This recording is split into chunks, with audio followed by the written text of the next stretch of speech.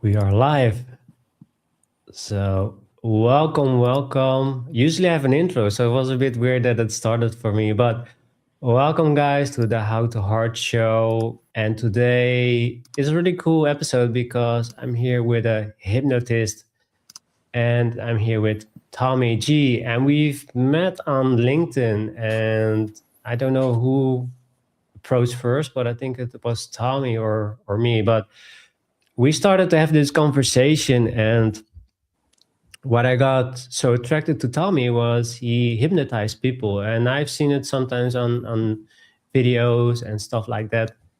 But I never did one, and Tommy offered me to have a short session to see how it is, and we can talk about his journey as well. He has some really interesting thing that to talk about, and also his new book that he's going to share with us is really cool, especially the story with it. So I'm really excited for us to have this conversation. So, Tommy, thank you so much for being here on the show. I'm so happy to be here. I appreciate you. Yeah, we had a great conversation Same here. just a couple weeks ago, I think it was, and it was like you kind of hit it off. You don't always hit it off with everybody you talk to, and it was just kind of a cool vibe. So, no, I'm really glad to be here with you.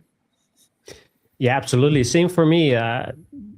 Again, what I got attracted to you is your vibe and how calm you are, and the voice. Also, you have a really nice, calm voice, and I told you I can listen to you for hours just the way you talk and your journey and stuff like that. So I'm super excited, and thank you so much for being here. And let's go into your journey. So, Tommy, how can what can you share in us in a nutshell in what you are and what you do, who you are and what you Yeah. do? So I am. I go by the Hockey Town Hypnotist. That's my little name that I go on stage and everything. And I work with a whole myriad of different clients. And so I do a lot of stage shows. I've been doing stage shows for over 20 years now, and I've gotten really into though the clinical side of things. I'm a hypnotist, obviously, but I do a lot of work with people just subconsciously, and I do the entertainment stuff, like I said, on stage. Get people to, in the audience to laugh, get people to forget their name, you get them to dance in a funny way, or, their belly button fell off or something like that. You know what I mean? Like that kind of stuff where they do goofy stuff and it's just entertaining and really fun to watch.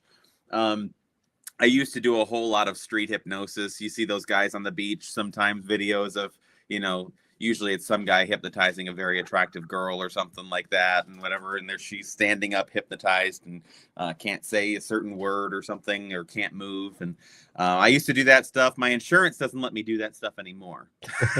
I but wonder uh, why. yeah, well, but no, I used to do all that stuff. That was what got me into it. Was really the funny stuff. I was 17, so I was in high school, and I was getting to hypnotize my friends in class. And I wasn't allowed to, but I did it because teenagers, right? Um, and so I was always doing that. I was practicing constantly, and it wasn't until really I would do hypnotherapy for people. I'll call it clinical hypnosis because I'm not a licensed therapist. I'm not a psychologist. Um, and some people are very touchy about that term therapy, um, but I'm a clinical hypnotist, and I've done clinical sessions all this time too, where I'm helping people quit drinking and quit smoking and all those sorts of things that people go to hypnotists for. But I really didn't feel like I was the right person for it for a lot of them. So it was like if they wouldn't work with me, or if they wouldn't work with somebody else, then I would work with them. Um, and it was just because I didn't have special training for that. It was very different, I thought, um, and it wasn't until the last few years that I've really said, you know what? No, I should be doing this, and the results that I'm getting are incredible. And so now I'm full time. I'm going on 2 years full time as a hypnotist, and um, it's just been absolutely awesome watching people who have been struggling with any issues that they're coming to me with, especially pain. People who are struggling with pain, um, or whatever they're held down by, um, and working with them and seeing their face change from one that you could tell that they're feeling something they don't want to feel, and then they feel free afterward. And it's just really fun to watch that. It's like the light goes on behind their eyes, and it's really just a really beautiful experience. And so I've just kind of fallen head over heels in love with doing clinical sessions now, and I still do the other ones, but man, the change work that we can do with the subconscious mind is just incredible. And I think it's underutilized. So that's me though. I now train other hypnotists. I write books, as you see behind me. I got a couple books. That's the one you were talking about right there. And you know, I'm always looking for new ways to help people, to make this more accessible, to make it so that I can not so that I can be the one making all the changes, but so that people get the help that they need, essentially, at a price they can afford. And I'm not always the cheapest guy, but I'm always looking for ways to make it so that people are hooked up in the right way, if that makes sense. Thank you so much for sharing, Tommy. And the question that came up to me, and maybe you said it, but how did you get involved with the hypnotherapy? Yeah, well, with hypnosis in general, I didn't believe in it. I thought it was made up. I thought it was people faking it. And I had seen the shows. I had laughed at, you know, yeah, it's always the theater kids in the high school who were picked for the shows. And so it was, oh yeah, of course it's fake. And then I was proven wrong by Michael Brody. He's known as America's fastest hypnotist. He's an amazing hypnotist, amazing guy. But he taught me, he proved me wrong by hypnotizing me. And I immediately came out of it going, okay, I need to learn this. This is cool. And so he and I worked it out where I was going to learn from him. I studied under him for a while, and he kind of pulled me along with him when he would do shows and stuff. And then I really got into hypnotherapy when I worked under Tom Silver, who was a world famous hypnotist and hypnotherapist. And he really strongly encouraged me to be doing hypnotherapy because he said stage hypnotists make the best hypnotherapists. I said, oh, well, that's an interesting perspective. And we have a specific set of skills is what it comes down to. And we are really adaptable. And he said that makes for an excellent hypnotherapist. And so I started doing it that way. He and I had very similar styles. And so that led me down this path that I'm on now, where I'm just looking at ways of simplifying it all and making it easier and more impactful all at the same time. And so, yeah, it was 2005 when I started learning. Between then and now, I've just soaked up as much as I could, and yeah, it's an interesting phenomenon to experience. I'm excited for you to experience it. Yeah, for me, it's the same. I've been also really skeptical because when I see those videos, there's like people saying, well, they hired an actor and stuff like that. Or guys that just smack her on the head and they fall asleep like really fast. It's like, is this real or not? So sometimes, do you agree? Sometimes it's really hard if people are really being hypnotized or not. There's specific ways of knowing if someone's hypnotized, and that's something that you learn both by doing it and experiencing it, and then also just by the specific training that you go through, and you could tell there's a few indicators, because some people, they'll go up there and they'll fake, right? But we can tell as hypnotists when they're faking because we can see your eyes look different. We can see that when we say that, magic word that all hypnotists use and they say sleep, right? When we say that word, we can watch their reaction. We can see how quickly do they go into that state, how loose, if you see them ever, moving their shoulders, like grabbing onto their shoulders and kind of moving, we're looking to see how is the head rocking, how is that neck relaxed, how are the shoulders relaxed, how comfortable is this person seem to be. So there's specific indicators there, and I always, in my shows, I tell people, please don't come up and fake it. I don't want you to fake it. I want people who are really going to be in this to be on my stage with me. But Does that answer your question? I couldn't Yeah, remember for what you me, there asked me. was. Sorry? I couldn't remember what you asked me. I started going on a tangent. I asked you if the like some people if they're like charlatans, so they have Oh, people they hire, they have actors or other people they're really hmm. hypnotizing people. Yeah, I've never seen somebody hire somebody to be a volunteer in a show. Mm. Um, I have heard people accused of things like that, but um, I was even accused of that at one of my last shows. Somebody thought that I had brought somebody and planted somebody that nobody there knew, and I'm like, I don't know who this person is, um, but you know, there are people who will allow people who are faking to stay up on stage. Um, it's one of those, if they're taking away from the show, if they're distracting from the show, then we would definitely send them back. But I've been told by some people that if they're still going along with what you're saying, then who cares?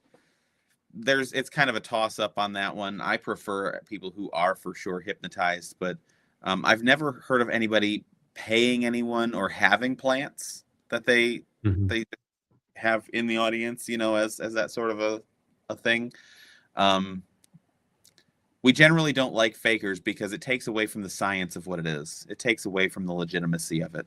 And we're not just in it for a good show. We're in it to showcase how powerful the mind is. And you're not going to get that if someone's faking it. That's true. And sometimes it's funny when they let people like be a chicken or they do a handstand or they do really funny stuff. So it's you can really see how powerful the mind is, but also how easily it can be fooled, right? Mm-hmm. 100%. Well, and it's not even just being fooled. So hypnosis specifically is the active engagement with your imagination in a very concentrated, focused way that amplifies that version of reality. And so we're engaging with your imagination for a purpose.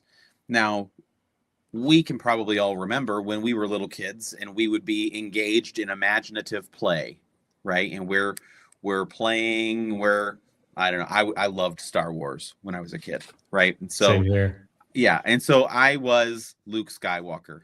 I had my toy lightsaber and I was in the backyard and I'm swinging it around and I'm fighting Darth Vader, right? I'm doing whatever, right? And in my mind, it's not that I can actually physically see him, but I'm acting as if I'm feeling like I'm there. It's like method acting, right? You're putting yourself in that situation. You are allowing yourself to experience the the fear. You're allowing yourself to experience the invigoration, the excitement, all of, and so you're engaging in that part of the imagination like you haven't engaged with it in probably decades. And it allows you to experience things differently. And it also is a more suggestible um, state of mind. So if I say you won't be able to say the number six, then every time you go to say the number six, you're going to question yourself. How do I say that? It's just going to feel weird because you allow yourself imagining what it would be like not to say something, and then you can't say it. Kind of like if it was a foreign language. And so it interacts with the brain that way. It's a really interesting experience. Yeah, when I tell people that they're not going to be able to open their eyes, and then some of them they can open their eyes, right? And I usually send those ones back. But sometimes I'll even say, and you can just let yourself experience what it would be like for you to not open your eyes and to feel that stuckness. And you can feel it. It's kind of, if I let me put it this way. We've all experienced like a mosquito, right? A mosquito landing somewhere on us, right? We know what that feels like. We've all had that happen before. And if you think about what that feels like now, even without hearing the sound, but think about what that feels like, where it may land, where you realize it's landed before, or things like that, and you start to really, Imagine what that sounds like, what it feels like. You notice it's like it's subtle, but it's there. It's almost like a hair touching you somewhere, and the more you think about it, the more you can actually start to feel that somewhere on your person, whether it's your face or your neck or hands or whatever, and you could start to feel that thing. And when I explain this to an audience, inevitably I see people doing like this, moving that mosquito off their face or off their hand or whatever it is. They're doing something because they feel something and they've got to interact with it. And that's what hypnosis brings about. It brings about that sort of a feeling. It's imaginary, but that imagination makes it real. That's interesting. What really came up to me when you said that was also with the lemon. So you can pretend, if you have like a lemon and you pretend that you suck on it, you feel like, oh, so sour. So you can also like hypnotize yourself in a way to experience it as well. It was really funny. Exactly. Yeah, exactly. It's sort of how I can get people drunk. I do this on stage sometimes, and for parties especially. If there's no alcoholics there, if someone's not a recovering alcoholic, I do this, but I will get people drunk. I'll have them remember a feeling of being drunk. I walk them through it. I bring it about. I help them to feel it over and over and over again. And then I take it away, and then it's gone, and they feel totally sober and normal. Wow. And it's really fun to watch them walk a straight line, and they can't walk a straight line because they're drunk, but then you take it away and they can walk a straight line because they're not really drunk. You must have had a lot of fun with that. I've had a lot of fun with that. Yeah, that's a real hit at parties. I used to get hired for like university parties and for like fraternities, and I would just tell them, before you open up your liquor, let me do my show. let me teach you how to get drunk without that stuff, so you don't have to get your stomach pumped or something. Well, I need to go to one of those parties. It sounds really fun to experience that. That's awesome. So Tommy, the question also that came up, it can also be used as a dark way to manipulate, right? Also maybe to do people or let people do that they don't want to do, or is it really safe? Is there also boundaries, or is it really like no boundaries at all? So the hard thing with hypnosis is it's a naturally occurring state of mind. So whenever you're zoning out, whenever you're really focused on something and everything else is blocked out and you're just really focused there, whenever you are playing a video game, watching a movie, reading a book, like you're letting your imagination kind of go into that world of what's happening, you're really experiencing a version of hypnosis in those moments. When you're engaging in something like social media and you're scrolling, and like the doom scrolling effect, that's a form of hypnosis. And so you can be manipulated. We like to think we are logical creatures. We like to think that we think through things logically. But the moment your emotions are engaged, you are being manipulated.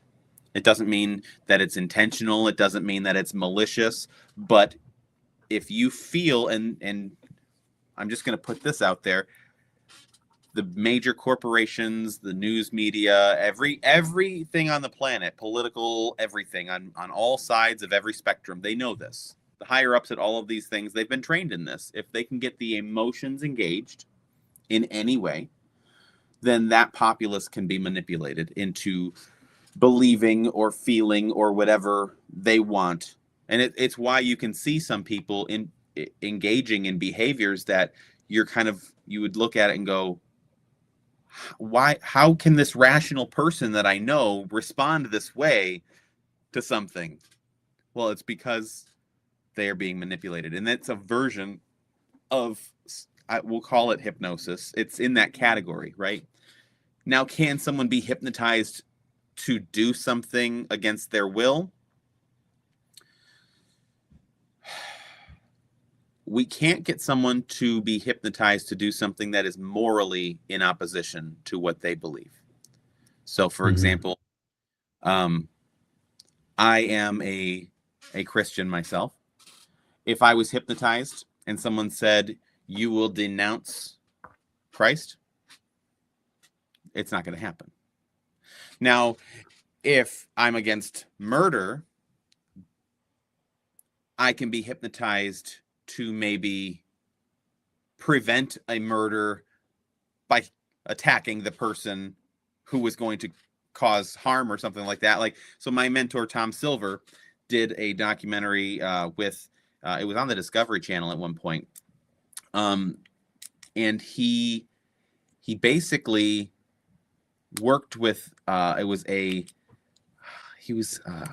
warden or something at a prison. He worked in the corrections facility, and they wanted to make him into an assassin. They were going to have him become an assassin. And they worked with this guy. He was very, very open to hypnosis and very malleable in that way. And the way Tom got him to successfully do it, because he was successful in creating an assassin, was by telling him that this person here was a criminal and needed to be taken out, needed to be killed. And so he was able to get him to do that because it didn't violate his moral code, because he was protecting against a criminal. And so it becomes a little bit of a gray area there. Now, hypnosis, just like anything else, is an amoral tool. There isn't any morality to it. It's about the user. It's about the person who's doing the hypnosis. Just like a hammer is an amoral tool. If someone has a hammer, they can do damage with it, or they can build something with it. They can fix something. It's about who's got it in their hand and how are they planning on using it in what way. Hypnosis is the same way. So can you be hypnotized to do things you don't want to?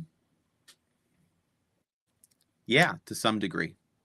It depends on the way they word it, depends on how they frame it in your mind, depends on the level of hypnosis they're getting you into, and how many times they're going to hypnotize you. If it's brainwashing, like a Manchurian Candidate kind of situation, like we've seen in the sleeper cells and things like that, then you're going to need to work with somebody for a very prolonged period of time, and it's going to involve a lot more than hypnosis. Hypnosis in itself, though, as the naturally occurring state of mind, that in itself is not harmful in any way. It's just like we can be told lies by people we trust, and we can be made to believe things by people we trust. And then it turns out that those things were a lie. Well, if we acted on that lie, then harmful things can still happen. Does that make sense? Yeah, it's still a lot to process, but I understand. It's really, if you say like just kill this person, it's like, huh, wait, what? I don't want to do that. So you're trying to force Yeah. somebody to do something that you don't want to do. So I don't think you can really do that. There's also it will be foolish, but I think sometimes, like, if you do it over and over again, if you tell this person over and over again to do it, maybe they will crack, or the mind will say, okay, they will give in, or it doesn't work like that. I think there's also maybe a safe in the mind if it's going too much, but it's hard because some people, they do things that they don't want to do, but if they convince themselves to do it, they will do it. So the mind is tricky, I guess. It depends on our own morals, and I've had people in shows, for example, I've had them where I'll say, you're going to dance to this specific song every time you hear it. And they stayed hypnotized, but they wouldn't dance. And afterward, they would come up and tell me, I really didn't want to dance. Okay, cool. I'm glad you had that self-control. Some people have that kind of will to just not do this, but they can still stay in that hypnotic state. I've had people not forget their name when I've told them to forget how to say their name, because that name is a family name and it's very important to them, and that sort of a thing, So there's a lot of little pieces that go along with it. And do I think it's inherently harmful? I think the number of hypnotists who are abusing it are so few. There's so few. I think there are a lot of hypnotists who aren't making hypnosis look good, but they're not necessarily being harmful with it. Just like anything else, though, you can manipulate people without hypnosis. And so it's just that we are malleable creatures, and we're social creatures. So there's Mhm. always going to be a way to get somebody to do something that you want them to do if you are really determined to do it. Got it. Okay. Well, thank you for sharing, Tommy. The question that came up to me is also, where did hypnosis come from? Can you explain that? Ooh, well, it's been around. It's a natural state of mind, like I said. So it's built into human nature. That kind of zoning out, focusing in, zeroing in, if you want to call it that, for hunter gatherer. We were hunting. We were looking at whatever we're hunting. But it all really started with Mesmer back in the 1700s.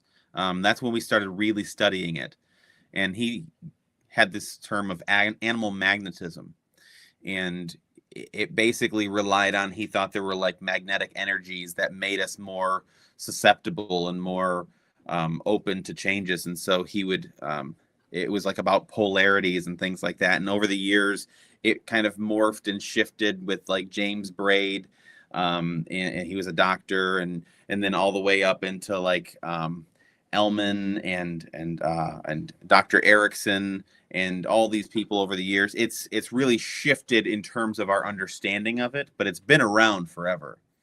And so, but as it's been studied, it's only really been studied for what, 200 years, something like that, a little over 200 years.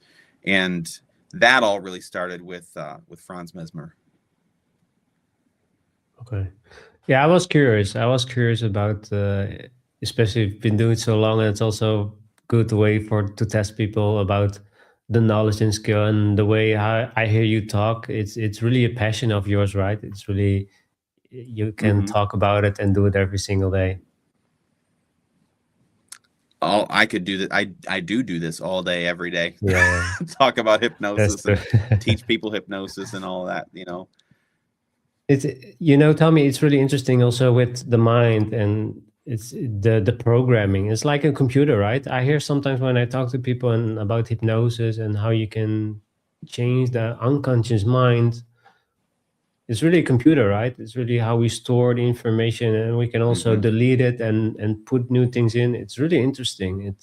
It sounds so good to be true. It's so easy, especially with people, they've been stuck and traumatized and been looking for answers and solutions, and they come to you and say, wow, your hypnosis, it helped me, it changed my life forever. It's really fascinating. Yeah. And the brain is like a computer. The mind is the software of the brain's computer. And we we don't always think of it that way, but I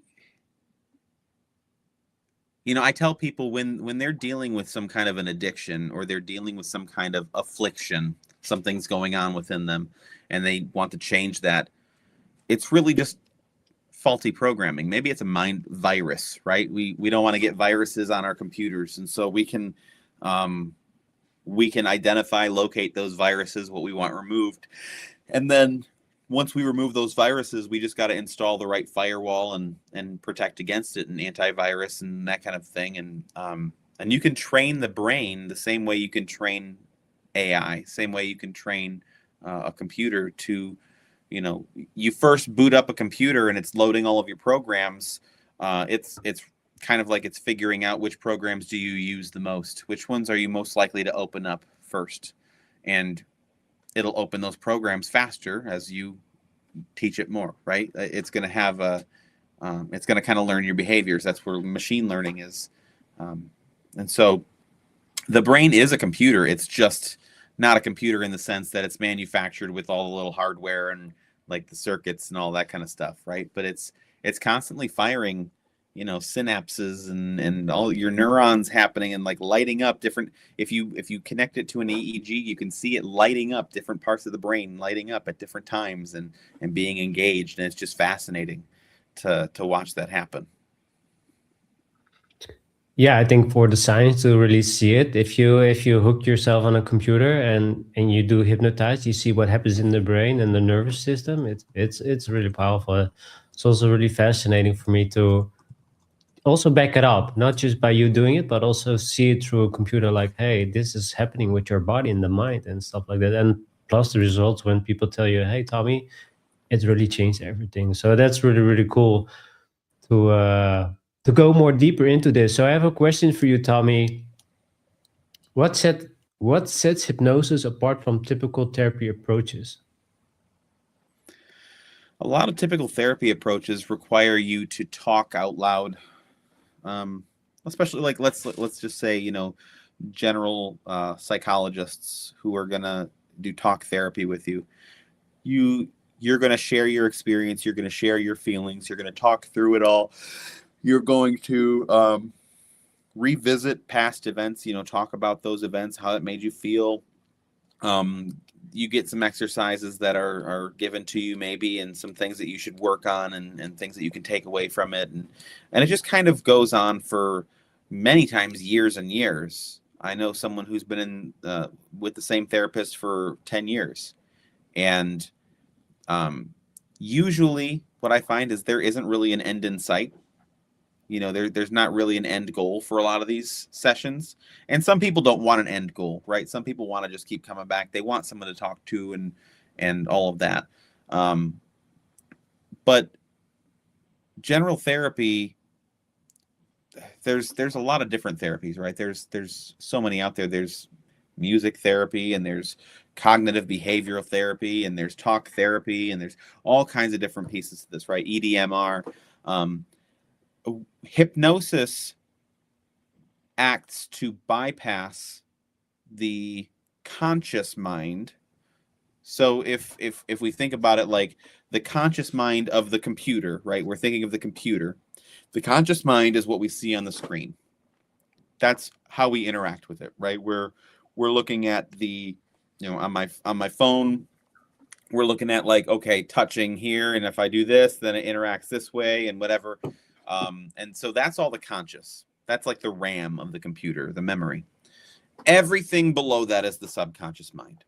So all of the programming, all of the code, the lines of code, all of the ones and zeros that are going on, the ons and offs of the circuit board, everything else is below that, is subconscious.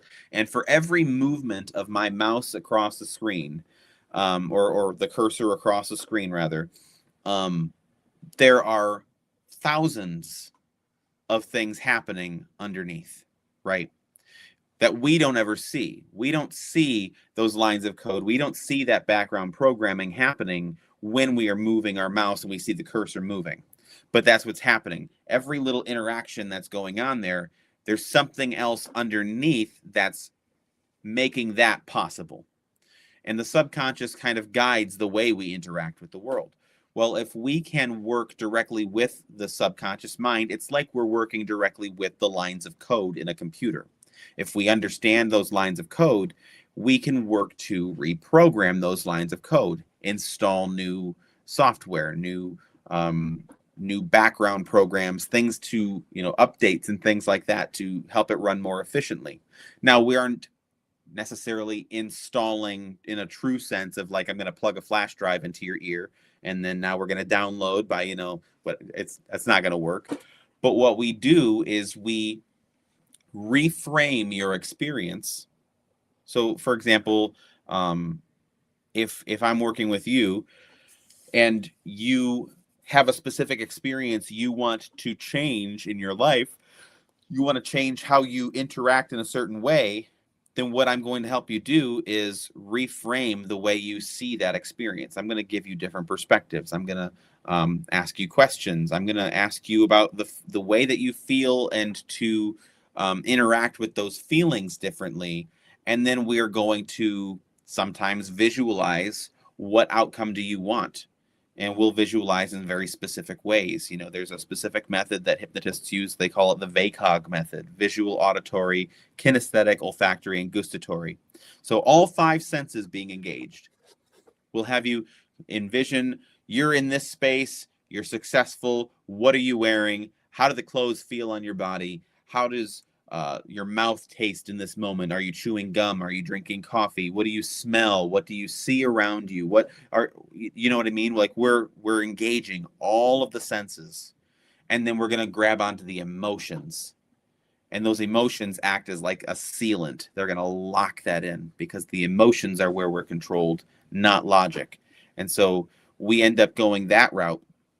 And what's fun, the way I do this, and the way I know of a few people who do this, is when you get really abstract with it, and I know I don't have to make people re-engage with past traumas. I don't have to make people relive old experiences or even see themselves necessarily perfectly in the future they want.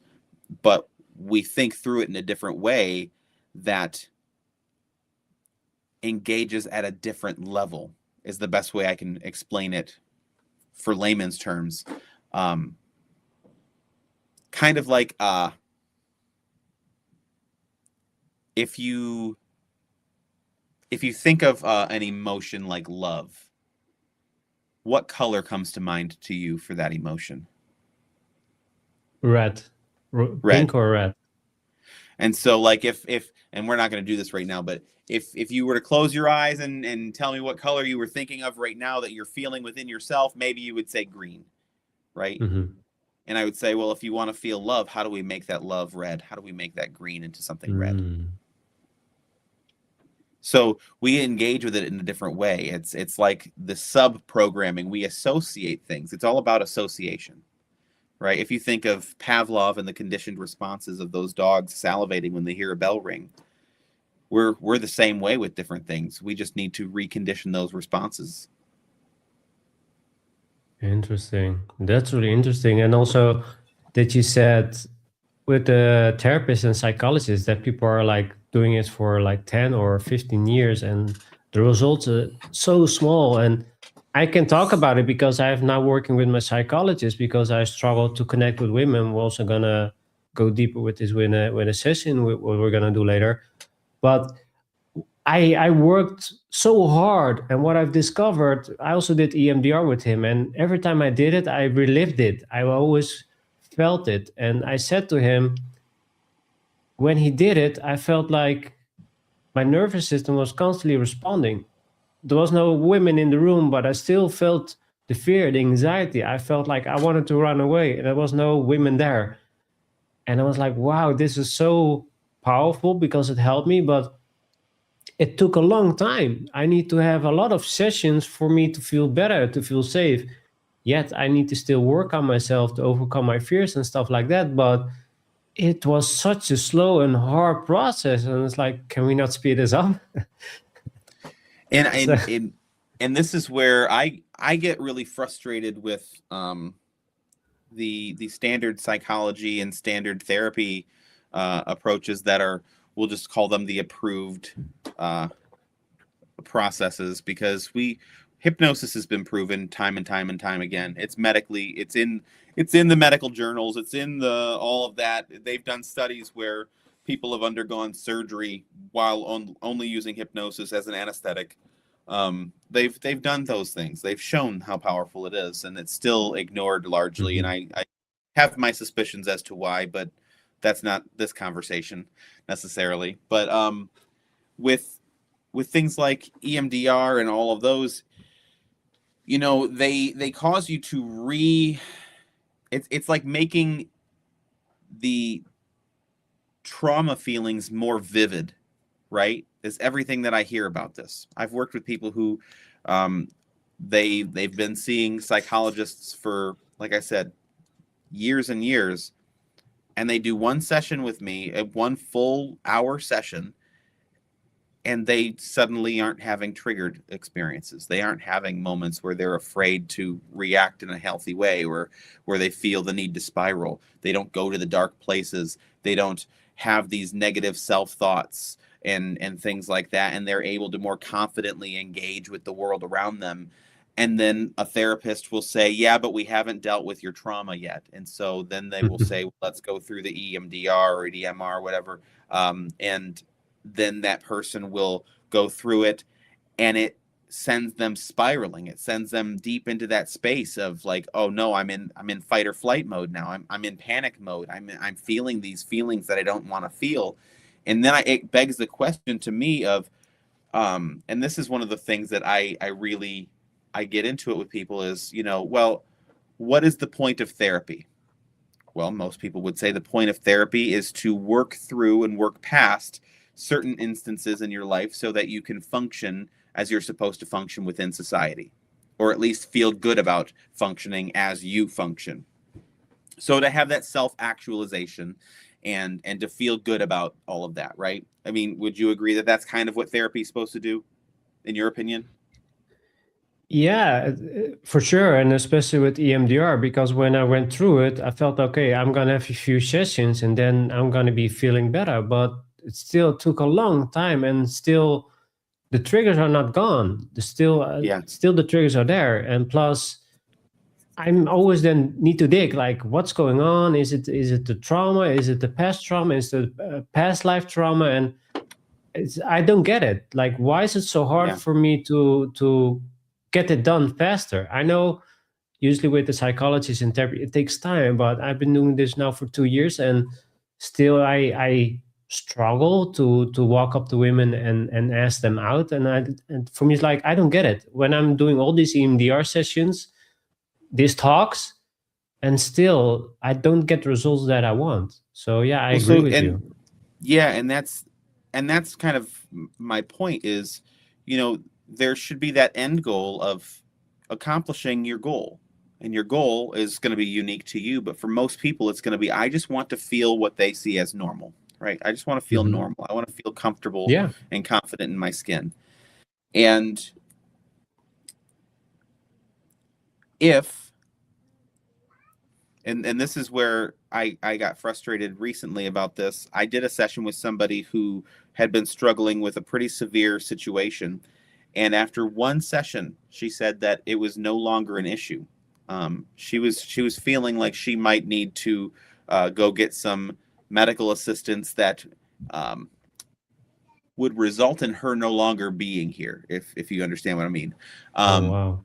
and she was really considering that, and it that procedure is accepted where she is um, for what she's dealing with. And so my mindset was, well, we did this as a case study sort of situation.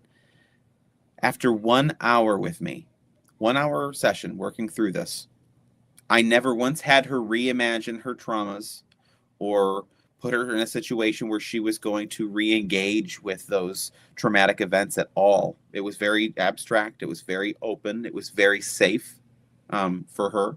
Very, I guess we would call it trauma informed.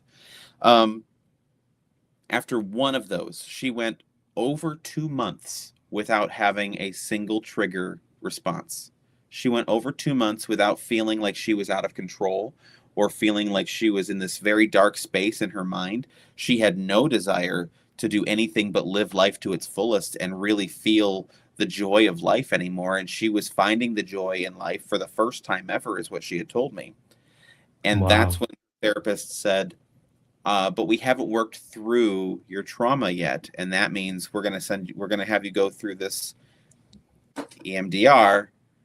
And what happened? I got a text message after months of 2-3 times a week saying, I can't believe it, this is still working, I feel so good, to, I might need another session with you, I feel horrible, I just Hmm. did this therapy, and now I'm not even saying that old situation is off the table anymore.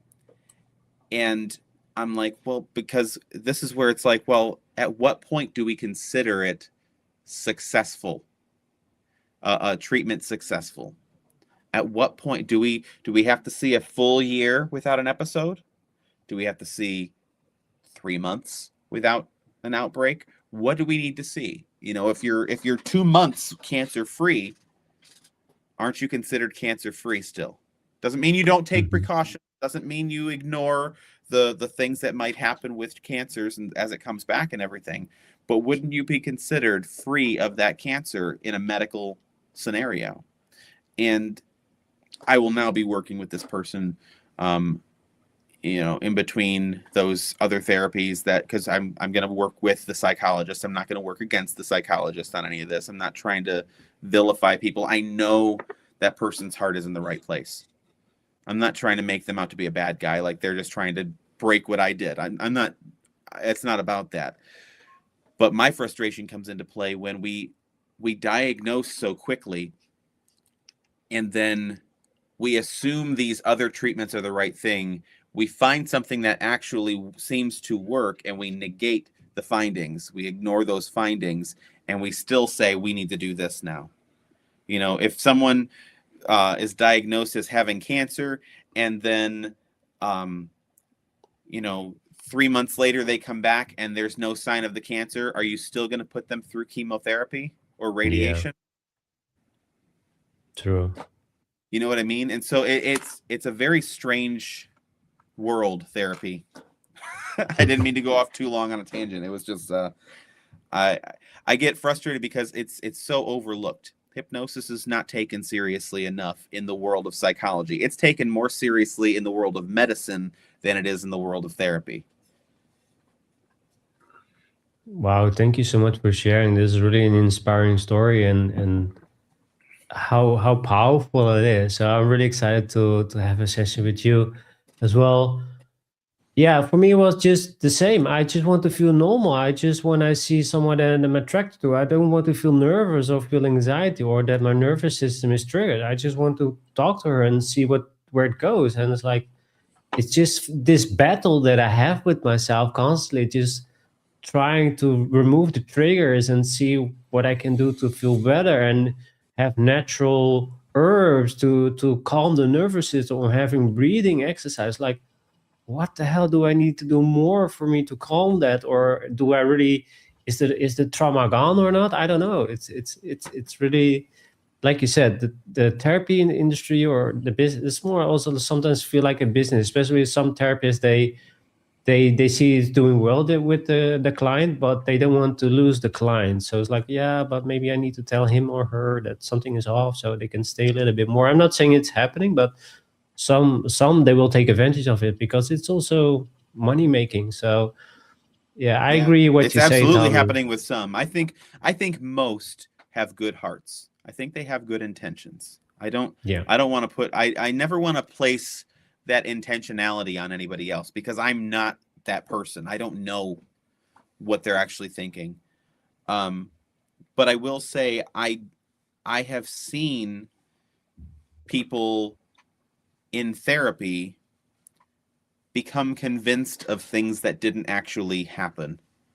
Mm-hmm. We've proven that the memory is not reliable. Our memory changes the moment something happens. It's altered.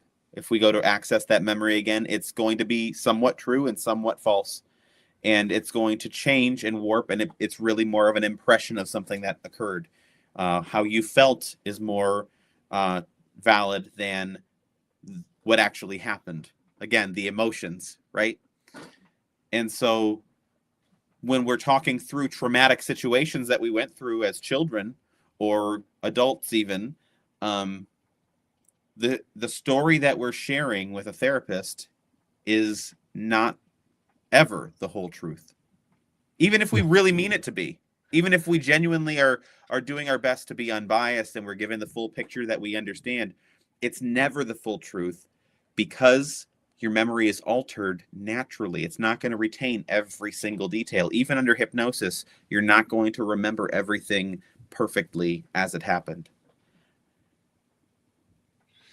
That's true, and sometimes we block it off, we put it away. So, and even though if you have a good psychologist, they push you. Some people, they just don't want to say it, or they can't remember because they pushed it away. So it's really interesting. It's super fascinating, Tommy. Really, I'm super. Yeah, I'm super. How can I say? Just curious more about this stuff, and how powerful it is. So if you're ready, I say let's do a short session so I can experience it myself, and we can talk about it. And also I want to bring you back to another episode so I can share with you what happened and how I felt, so we can have another discussion about that as well. I'd love to. And we got to do obviously a quicker version of a session today for this Yeah. purposes. We don't want to bore anybody who's watching, and Yeah.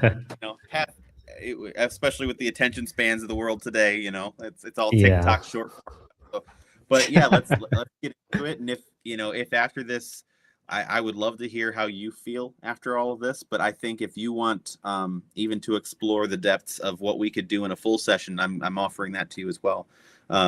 Yeah, That sounds would good. not be that we necessarily want to put out here to everything, but it could be another follow-up kind of situation. Yeah, And of sounds course, good. I'll just hypnotize you to tell everybody that worked really well. That way it makes me look good, right? No, I'm just kidding. Yeah, that's it. I just want to Every time I say, snap my fingers, you're going to say Tommy's great, right? Tommy is great. So Yeah, see, yeah, and I want to do that. If I feel like, okay, this I'm down to earth. I'm going, if it doesn't work, say tell Tommy it was great, but it didn't work for me. But if it really works, it's like, wow, Tommy, I'm gonna tell more people about this because more people need to know about what you're doing. So I'm super excited. So yeah, let's go through it, and we're gonna have like what, like 20 to 30 minutes, stuff like that, or yeah, maybe even less. So the thing I want to do with you here, the way I do this, there's no formal induction. Like you'll hear people use hypnotic inductions where they're telling you to imagine yourself walking down the stairs, and with each step I count down from 10.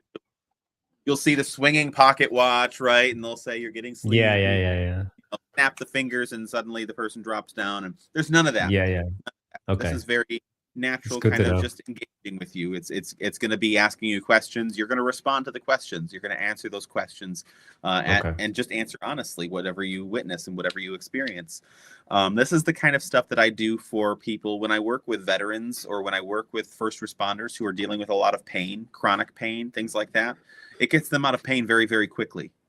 And it works the same with pretty much any experience that I can throw out there. I've helped people get out of cravings for addictions. I've helped people getting out of deep-seated fears sitting next to me on an airplane. And so it's very rapid. It's very, very. I really enjoy these because it's unique. It's very. You're going to be the leader. I'm just asking a bunch of questions. So I just get to Got I it. get to interview you, right? So at least you're subconscious. But yeah, if you're ready, then what I encourage you to do is, and I close my eyes as well, but I would encourage you to close your eyes when you're ready, and we'll just, I'll open my eyes here and there to look and just Yeah. make sure that you're focused and all of that. But whenever you're ready, close your eyes and just take a really good breath. Whatever a good breath means to you. Doesn't mean it needs to be deep or shallow, just whatever feels good to you. Okay, I'm gonna take a sip of the water and then I'll do.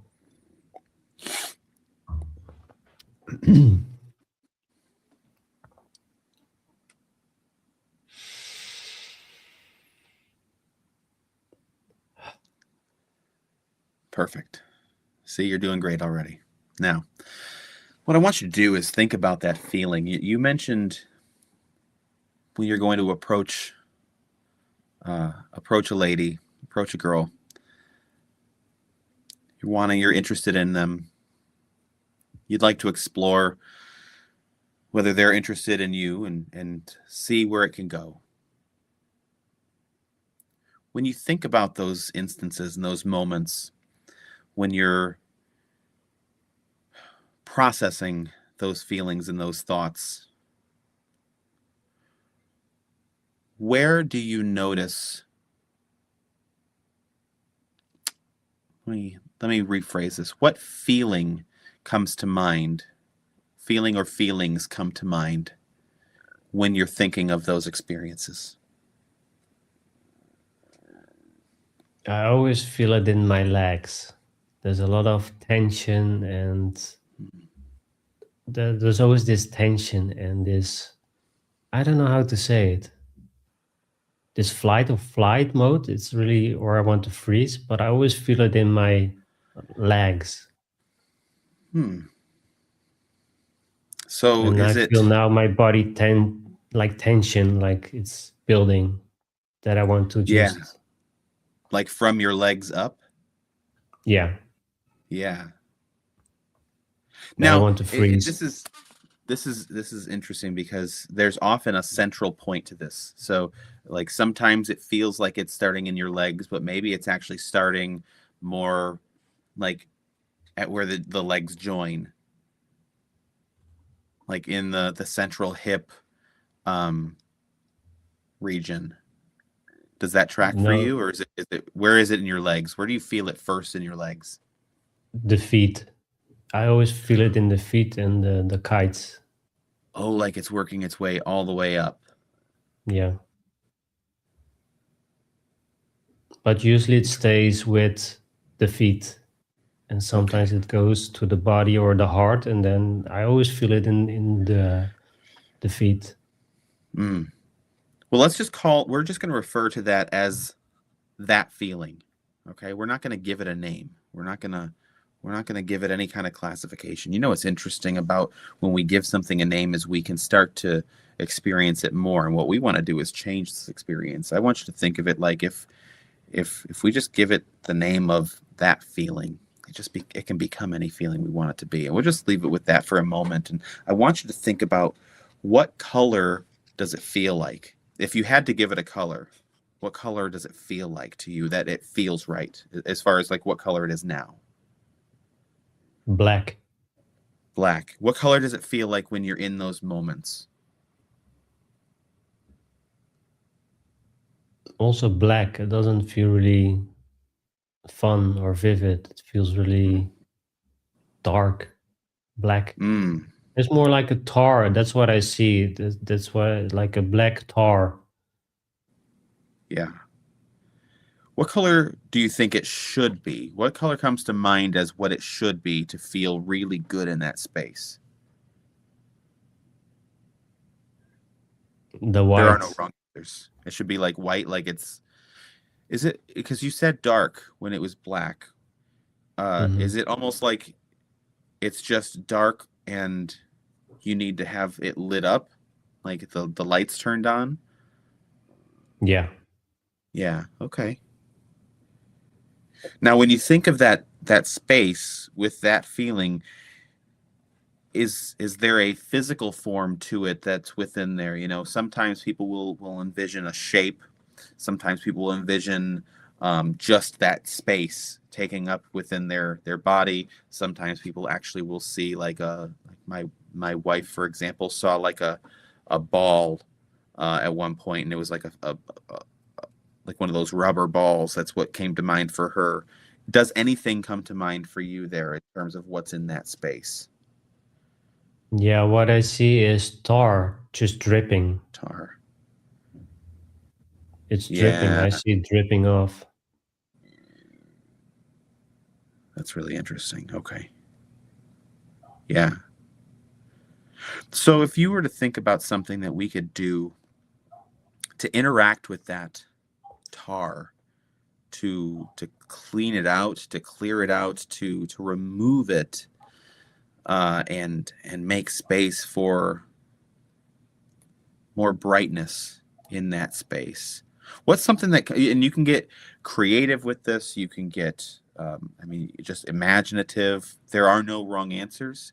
But what comes to mind is what you could do to tar to remove it from that space.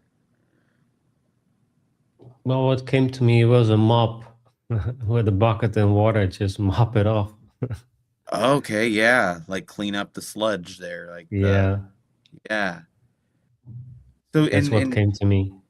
yeah, and bear with me in this. You know, what I always do, and I'm going to do this with you. So, you know, if we're getting a little weird or unusual, that's fine because when two people are doing something weird together, it becomes a social norm. And so now we're going to create our own little social norm. I want you to just mime with your hands that movement of mopping and what you would be doing to mop it up. And I'm doing it right here with you, and just mime that, what that looks like, what that feels like. Think about what it looks like in that space, the impression, and just notice what that does to that space. Well, it's getting brighter. Every time I just mop, I feel like I feel and I see it's getting brighter and it's getting Yeah, more happier. Yeah, keep just take your time, go through it. Work that all away, clear it all up. Just make it so that that area is just spotless and It's even on the walls as well, so I need to. yeah, we got a lot of It's work to do. everywhere.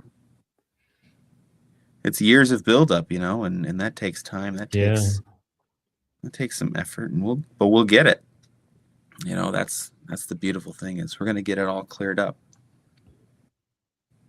Feels like a house that I'm cleaning. I also see now windows and I see more light going through it. Yeah, like you're opening your it's like if there's a really old dusty house and you wipe away that dust from the window and you see the beams of light coming in. Exactly. That's what I'm kind of seeing. That's good. Yeah. Just take your time, keep going with it.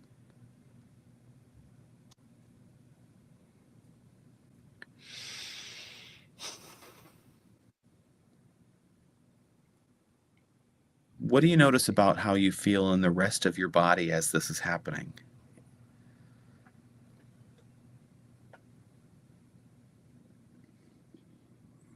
Yeah, I still feel it in the legs, but also I feel it how now also in the heart space. So in this part, Mm, it's not painful, but it feels warm, but also I don't know how to explain. It's a bit tense. Like the tension is a lot of mm. here as well. Yeah. Yeah, and just keep cleaning that up and let's just see where we can put this, what we can do with it.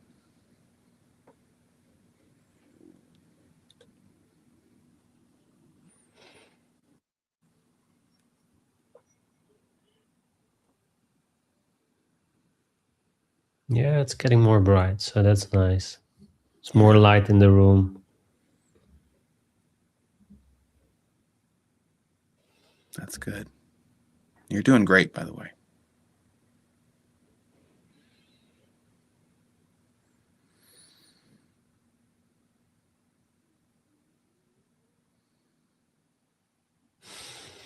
And once you feel that brightness begin to spread throughout your whole body,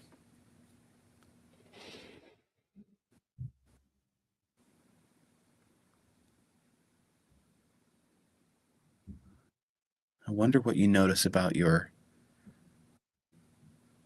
experience within your body now as that light grows.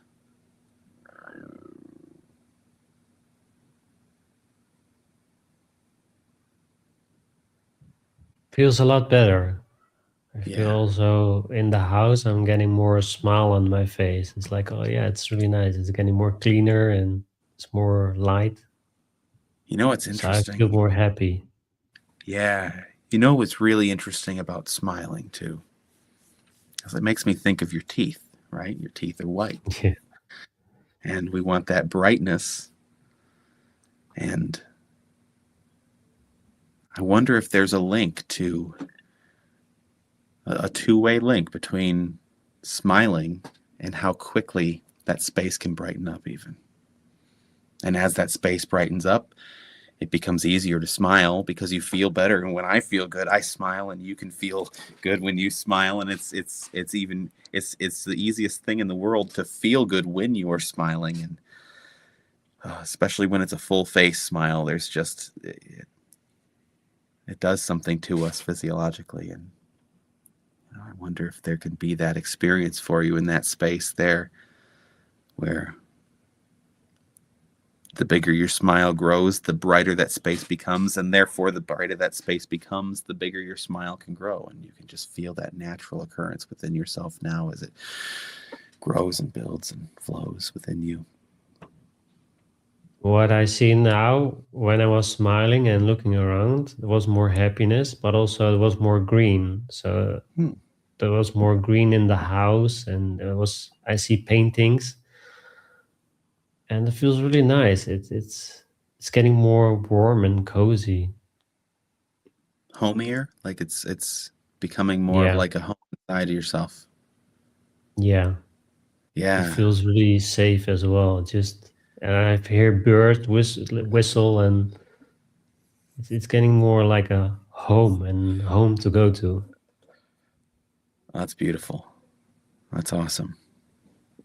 You're doing absolutely fantastic. Yeah. Isn't it good to feel this way? Yeah, for sure. And that's what I don't do a lot. Just smile and just enjoy. Yeah. You know, I wonder if there's a spot that old feeling leaked out of to spread like that. Does anything come to mind where it could have been like a pipe? You know, I think of like a pipe bursting or something like that at some point where it just got on everything and it gunked everything up. And now that we've cleaned it up, we want to make sure that whatever that was, we can protect against that in the future. What comes to mind for you as to? Well, I can see it clearer. I see it coming from out of the wall. So maybe it's a pipe that broke down inside the wall and it's dripping Hmm. out. What do you That's what I see. do you think it's something that we could? Let me ask you this, because when I think of a pipe inside a wall, and this is your experience, so you can take this wherever you want it to go, and it's going to be the right answer regardless of anything I might ask you. And so, sometimes when there's a pipe in the wall that's doing something like that, we can look for a shut-off valve. We can look for something that would shut off that pipe. Maybe it's an old pipe from when the house was built and it's just not in use anymore and it just had buildup from years before and we don't need it anymore and we can just shut it off. Does that track for you? Yeah, and what came to me was the attic, that I need to go to the attic, that something is Yeah. out there. Yeah, let's explore that. Let's go on up there and just see what we can see. And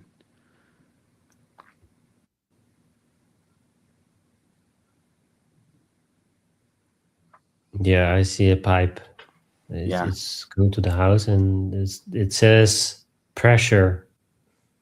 There's like this white or Mm. this red arrow. Like when you see the pressures building up, it's like doing this, like there's too much pressure on the Okay. on it. Yeah.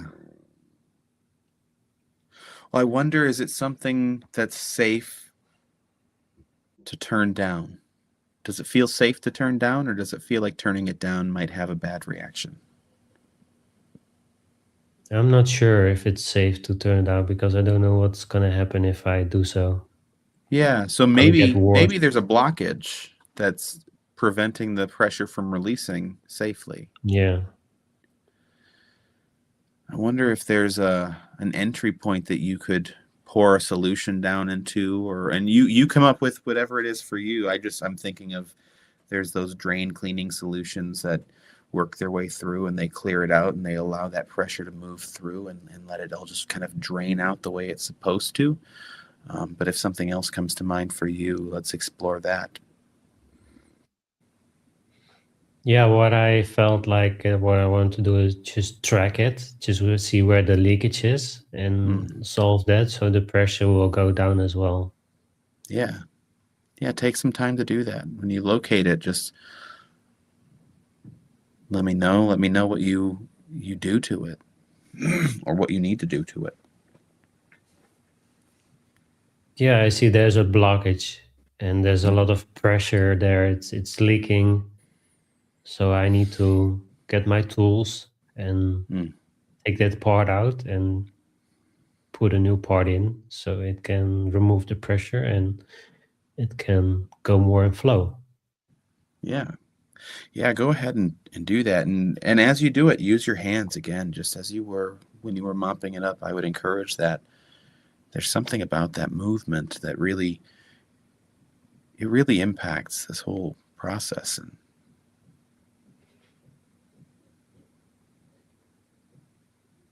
Yeah, it's a rusty pipe. It's been there for mm, decades and it's time to get a replacement. yeah. It's also leaking like crazy there, so it's it's Oh it's yeah. been crazy there. Yeah, and how nice it'll be to get that replaced and then clean up the mess from replacing it and have it where you know there's that secure state of mind that comes with replacing that old rusty pipe, cleaning up that old mess, letting it flow and letting it go.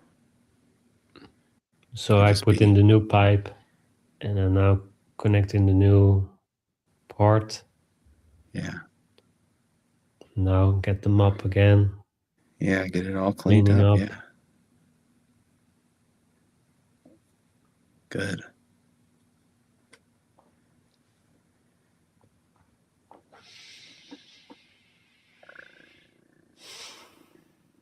And now what do you notice internally?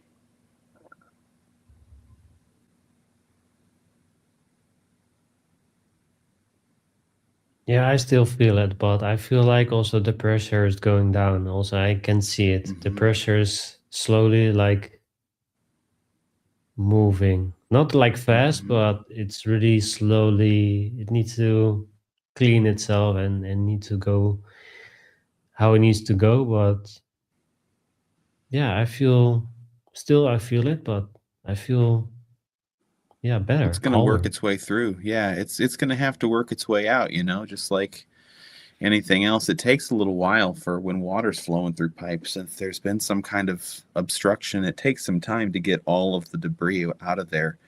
And it'll slowly wear its way through and get it cleared out. And you know that progress is there because you feel the progress, even if it's not perfect, but you feel the difference inside you. And that can be very encouraging. And what's really interesting about this whole visualization process is thinking about the body as a whole, and the mind is part of the body. And when we think about the mind as part of the body, we can start to think about the physical components of the body.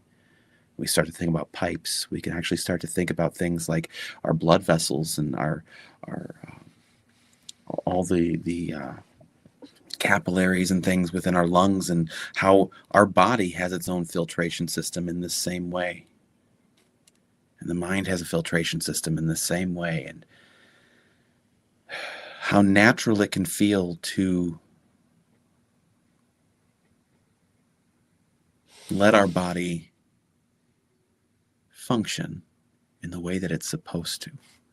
It's really interesting when we get out of the way how easily the body will heal itself and function as itself, and then we'll interact with it thinking that we're doing something fine even though it's not, and it'll cause our body not to react the way it needs to. And so if we just let our body function and filter like it's supposed to, we can really have a profound effect. And what I'd like you to do is think about how cleansing a deep breath can be. Just think about it. Don't even take a deep breath yet, but think about how cleansing a deep breath feels before even doing it. Feels really good. Cleansing. Yeah.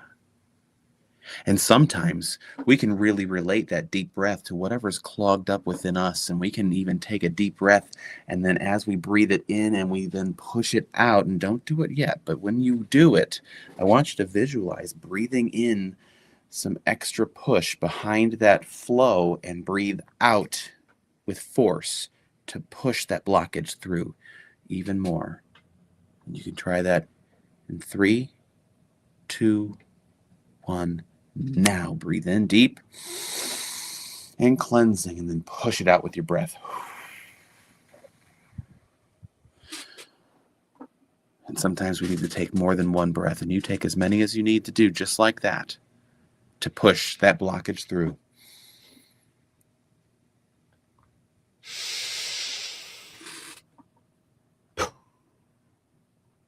Exactly, you're doing perfect.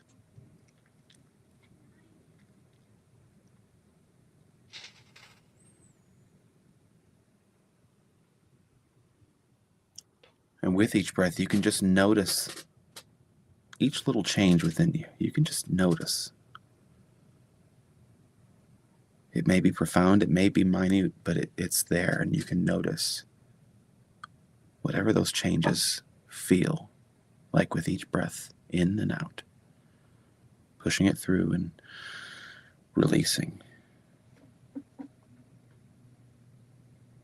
And when you feel that that has been pushed through sufficiently, that you are feeling that area being cleared out, cleaned out, the flow being what it should be naturally, and you can think about that lightness all throughout yourself, all throughout your mind, body, everything, all as one, and you can start to feel it growing within you, and just knowing that each breath acts as its own filter, and each breath can actually push out some of that old feeling, that old blockage, that old gunk, whatever you want to call it. But each breath, you could just notice it. Anytime you notice that breath in through your nose, it could just be a reminder of how much more cleaning and clearing and flowing these feelings can be. And this can be a wonderful experience of noticing that that breath is now associated with this cleansing feeling. I just want you to notice, and we can all notice this as we breathe on our own. I notice when I breathe, and I notice in my breath and through my nose, I can feel a sense of calm and steadiness, a sense of peace and purpose, a sense of confidence and even joy that comes with that in through the nose feeling. It's just a beautiful, like a cleaning out of those pipes, just like you wonderfully said. And that can be a reminder for you as well, because you have within you that ability to just breathe in and breathe out that old feeling. And you can even think about, I'd like you to think in just a moment about the feeling that you would like to feel when you breathe in, the feeling that you'd like to be breathing in, imagining just if a feeling could be breathed in, what feeling you would like that to be, and what experience you'd like that to be. And when you have that thought, that feeling, I just want you to nod your head for me as though you know exactly what I'm talking about. Perfect. Yeah, and on this, when I count to 3, and I just want you to take a deep breath in when I count to 3, not until I count to 3, but I want you to take a deep breath in and hold it for 5 seconds, and then let it slowly out, and let that feeling seep in and soak in as though you're absorbing through the very lining of your lungs into your bloodstream, and your bloodstream carrying out every particle of that feeling into all those spaces where it's needed, just like it's supposed to do. Your bloodstream does this naturally with every nutrient and everything that you breathe in anyway, and you take in as you digest, and everything just kind of goes, these building blocks go where they need to go, and it knows what to do. Your body knows exactly what to do. Your mind does too. And so when you think about this as you breathe in at the count of 3, not until I count to 3, hold that breath and hold that feeling in and feel it growing over the course of those 5 seconds. And as you breathe out, I want you to think about it filling in those spaces within you. Nod your head for me if you understand. Perfect. 1, 2, 3. Breathe in. All the way, and hold it for 5 seconds. Feel it growing within you for those 5 seconds. All the way. Feel it really building within you. And then you would finally release. When you do release in those 5 seconds, you can just let go of everything else and let that good feeling go through your circulatory system. Let that good feeling flow all to the places it needs to go, and fill in those gaps. And you can do this as many times as you need to feel the fullness of that feeling within you, knowing that each breath pulls in more of this feeling. Each breath in is pulling in more of this good feeling that you want more of. And each exhale is just your body filtering out everything else, just as your lungs are supposed to, naturally and automatically. Because we all have that ability to filter out things instantly and automatically without even thinking about it. And you yourself have the ability to do this exact thing, filtering all of these things, filtering in and filtering out. And you can think to yourself, now I have the ability through my breath to filter things in and filter things out, and allow my body to do exactly what it's supposed to do, just as it was designed to do. And when you feel the fullness of that feeling within yourself now, when you feel it to the fullest extent that you can possibly feel anything, whatever that means to you, just let yourself take one more deep Sealing breath in. Let that seal in that ability to make this change. Noticing that feeling growing in. And then as you exhale, open your eyes and come all the way back.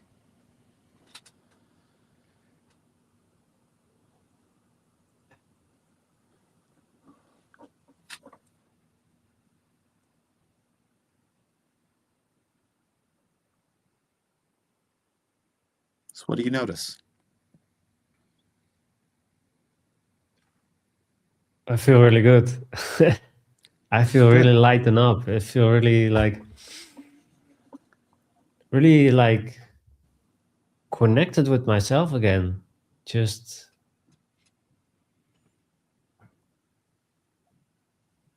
also now the sensation in my legs and my feet are more not like detention, but more like exhilaration, like just good feelings. Isn't that cool? Yeah.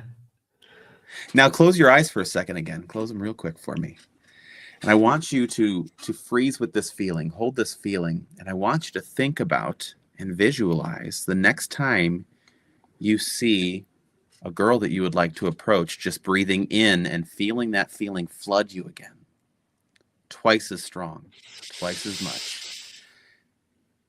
And as you release that breath, just feeling the beauty of the moment of recognizing her beauty and the desire and faith in yourself to go up to her and just naturally engage, coming with that breath.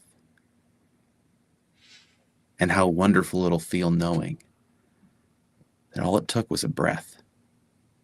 Just the noticing of that breath. And how free that can be. And when you lock that feeling in, you'll lock it in with a deep breath again. And then when you are ready to breathe out, just let your eyes open back up and feel it to its fullest.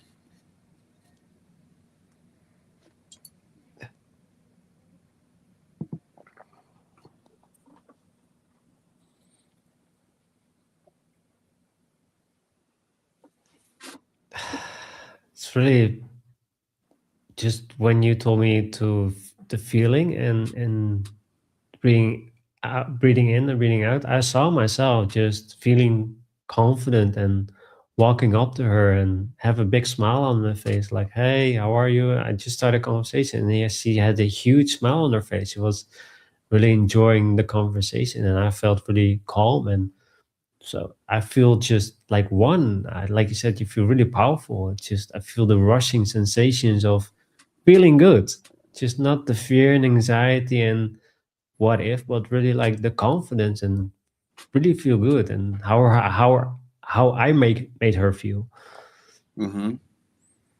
Well, and what's interesting about this is this new feeling, this new experience within you now, regardless of how she responds, you can have that. And Hmm. regardless of how she responds, there can be pride that grows within you and confidence that grows within you, knowing that you have responded to the feeling of wanting to reach out. And that in itself can drive more of that behavior. And just noticing just the need to take a breath in between. Hmm. So, regardless of how she responds, which may or may not be in the way that you desire at that moment, is irrelevant because the fact is you're even more capable now of doing it again and Wow, feeling Tommy, that this same feeling. Yeah. yeah, I didn't want to cut you off, but it's such a different feeling now. The feeling before was just different and really like caught, just but now it feels like, yeah, it's like you said in the beginning, like you can feel like you can take on the world, and that's how I feel. It just feels so empowering. I feel empowering. So strange. In the beginning, it was just like, ugh, but now I feel really good about myself and confident. Well, and I would encourage you, if you watch this back, notice your face before we did this and notice your face after it. because there is a lightness to your face and to your eyes. When I said Yeah. like the light goes on behind someone's eyes, that's my favorite thing. You're smiling more. I see like this. It's like a face of possibilities, right? Like the future is ahead, Yeah. and you now have it there to take it on, and it's really nice to see that. Yeah, and I feel it. I feel I don't know how to explain it. It's like you said, you need to experience it yourself, but I feel different. And yeah, I feel more happy and joyous. And that's also what I saw in the house. It was really dark and messy, and I saw just tar everywhere. And once I started to clean and saw the hole or where it was coming from, I just visualized it was I need to go to the to the top of the Yeah, house. And there I saw a pressure, like how to say it in English, like there was like a a gauge. kettle. Yeah, Yeah, yeah, it yeah. was like a kettle and there was pipes everywhere. And I saw pressure just constantly like this, like constantly pressuring. And then when you told me how to fix it, repair it, I felt better. I felt slowly felt better. Still, I felt the needle like going like this, but I saw slowly. And then when we do the breathing, I felt a different sensation in my body. Still, I feel it. Like it's different. It's a lot different when I did it with my psychologist. Well, what do you let me ask you this. What do you notice if you take a deep breath in through your nose now? What do you feel when you let go?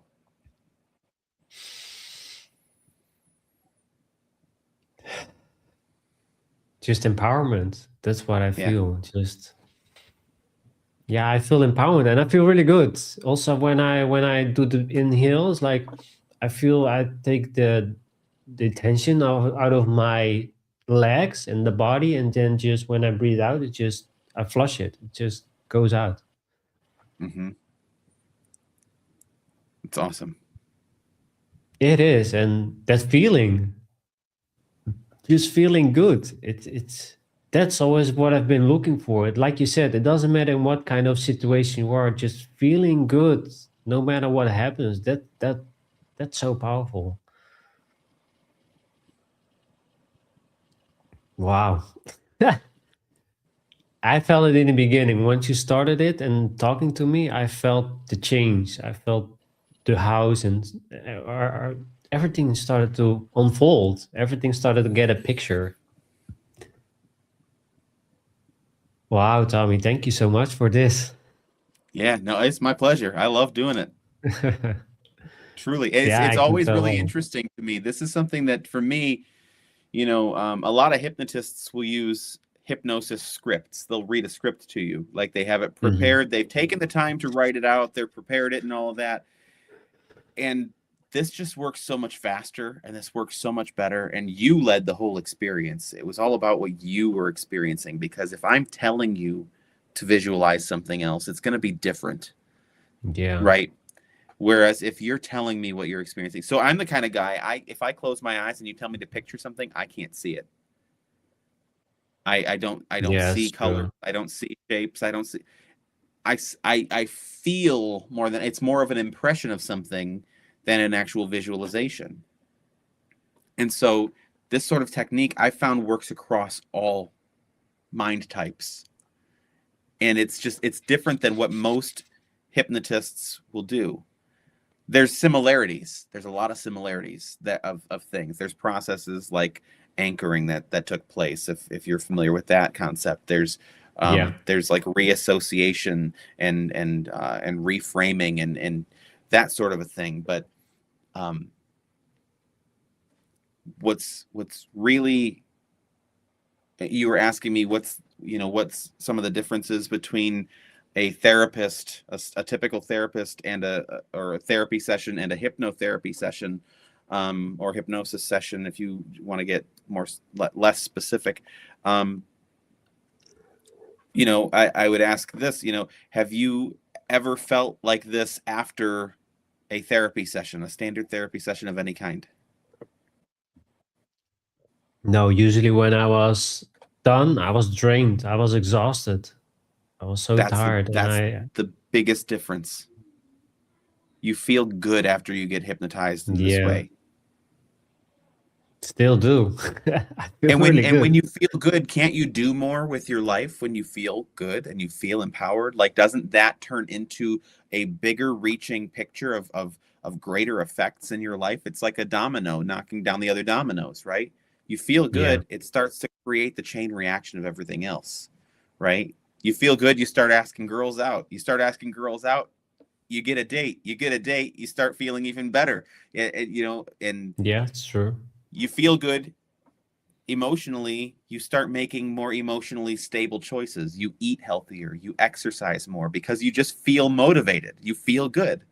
And if you feel it's that. Whereas if you just feel drained after something, then it turns into you got to decompress, right? You have to relax after that. You have to build back up to what you want to be. Yeah. Where this we didn't just bypass the negative stuff, right? We didn't just skip over it and jump right into feeling good. That would have been fleeting. That would have been superficial. It would have been like painting over sludge, right? But Hmm. what we did was we interacted with that negative in a way that didn't require you to experience something traumatic. And that created the positivity that you were looking for, that you got to define for yourself.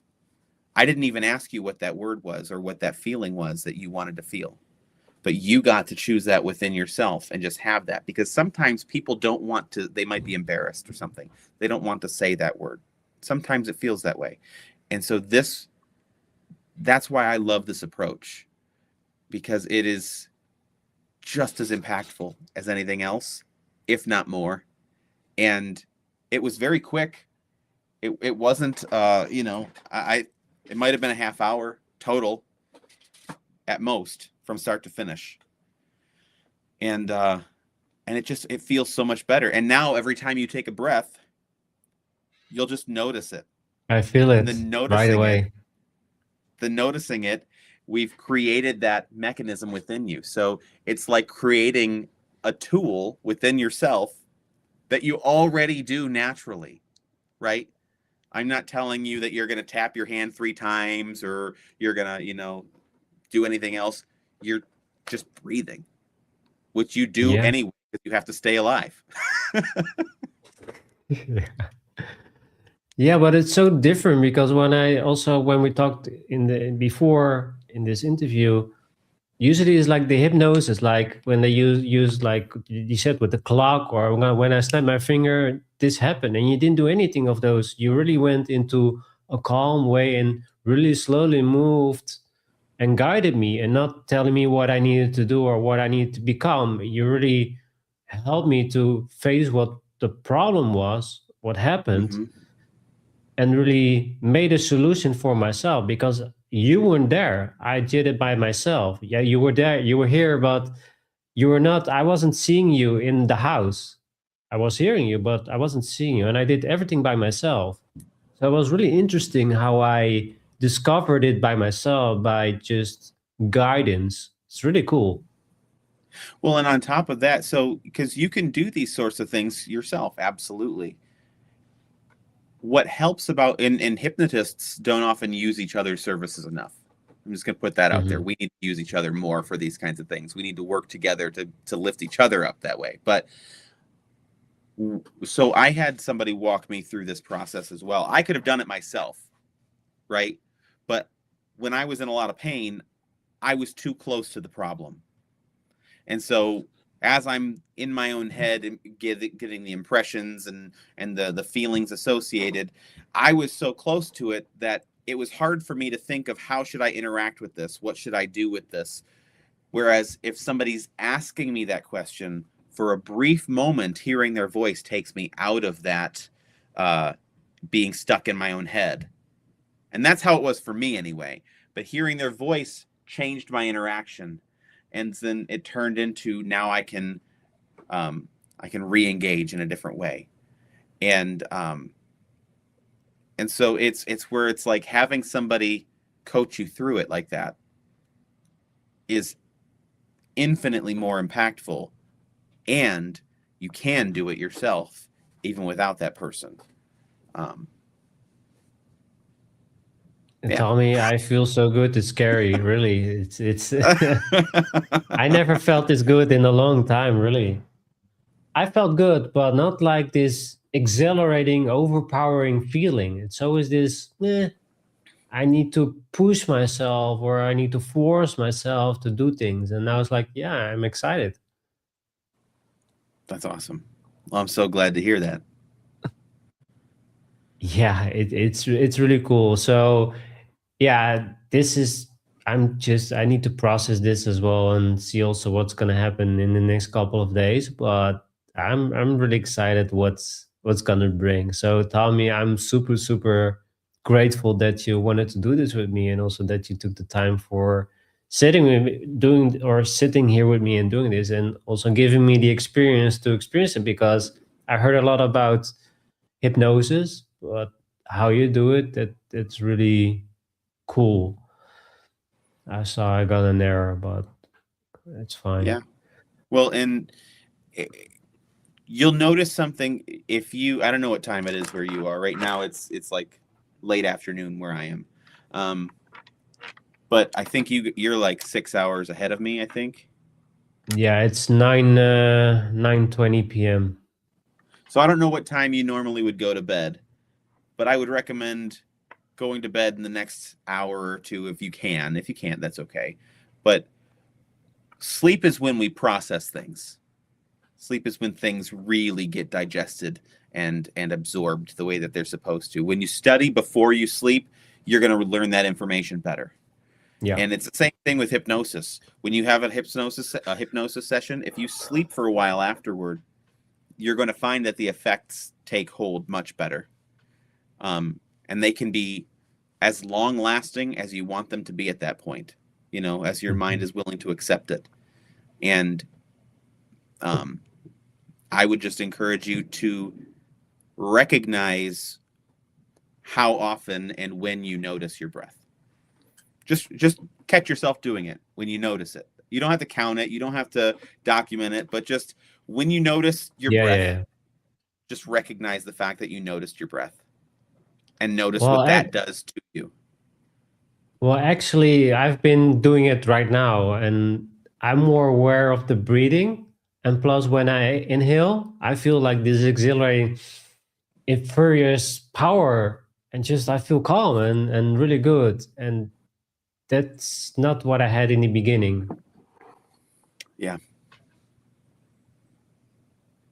That's excellent. Every time when I inhale, it's like I feel this power. Just is it also that you use some NLP tactics, or? So NLP and hypnosis they're just like this. They're okay. So NLP, neuro linguistic programming, it does essentially the same sort of things as hypnosis does.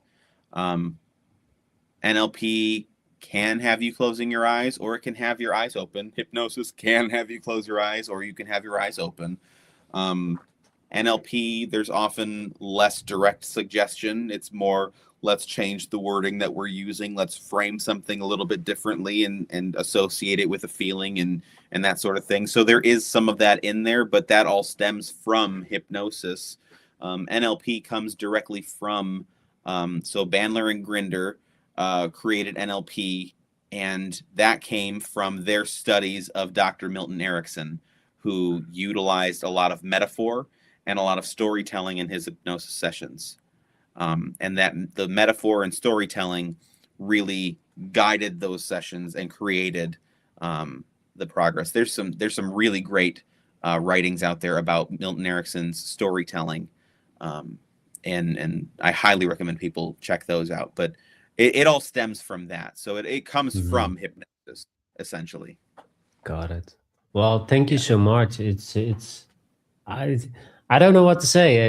I feel really good. The only thing that is not really a concern, but what it can cause the problem if I feel like, okay, I feel really bad. It's I feel I cannot talk to women. I feel the anxiety. Is it really that I'm talking or I'm going back to the old habits or the old way of talking to myself, thinking, or is it really you programmed it? So it really is like now you change the mindset, you change the unconscious mind. Is that way Yeah, to have well, a and fallback? so people can go back to the way they thought before being hypnotized. Hmm. Oftentimes they do, if they really don't accept the change, if they don't want that change in for the right reasons, you know. Now, what I tell people is the words you tell yourself create the house you live in. You were just in this house that you live in inside yourself, right? So this works beautifully. Yeah. The words you tell yourself, I can, that's letting light in.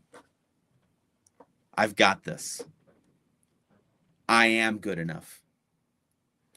When you've got those positive words that you're telling yourself with each breath, right?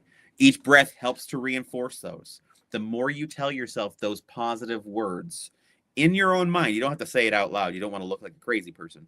But the the more you tell yourself that in your own mind with those breaths and you notice it, the more likely you are to stay on that path. The other words, the other kinds of negative um,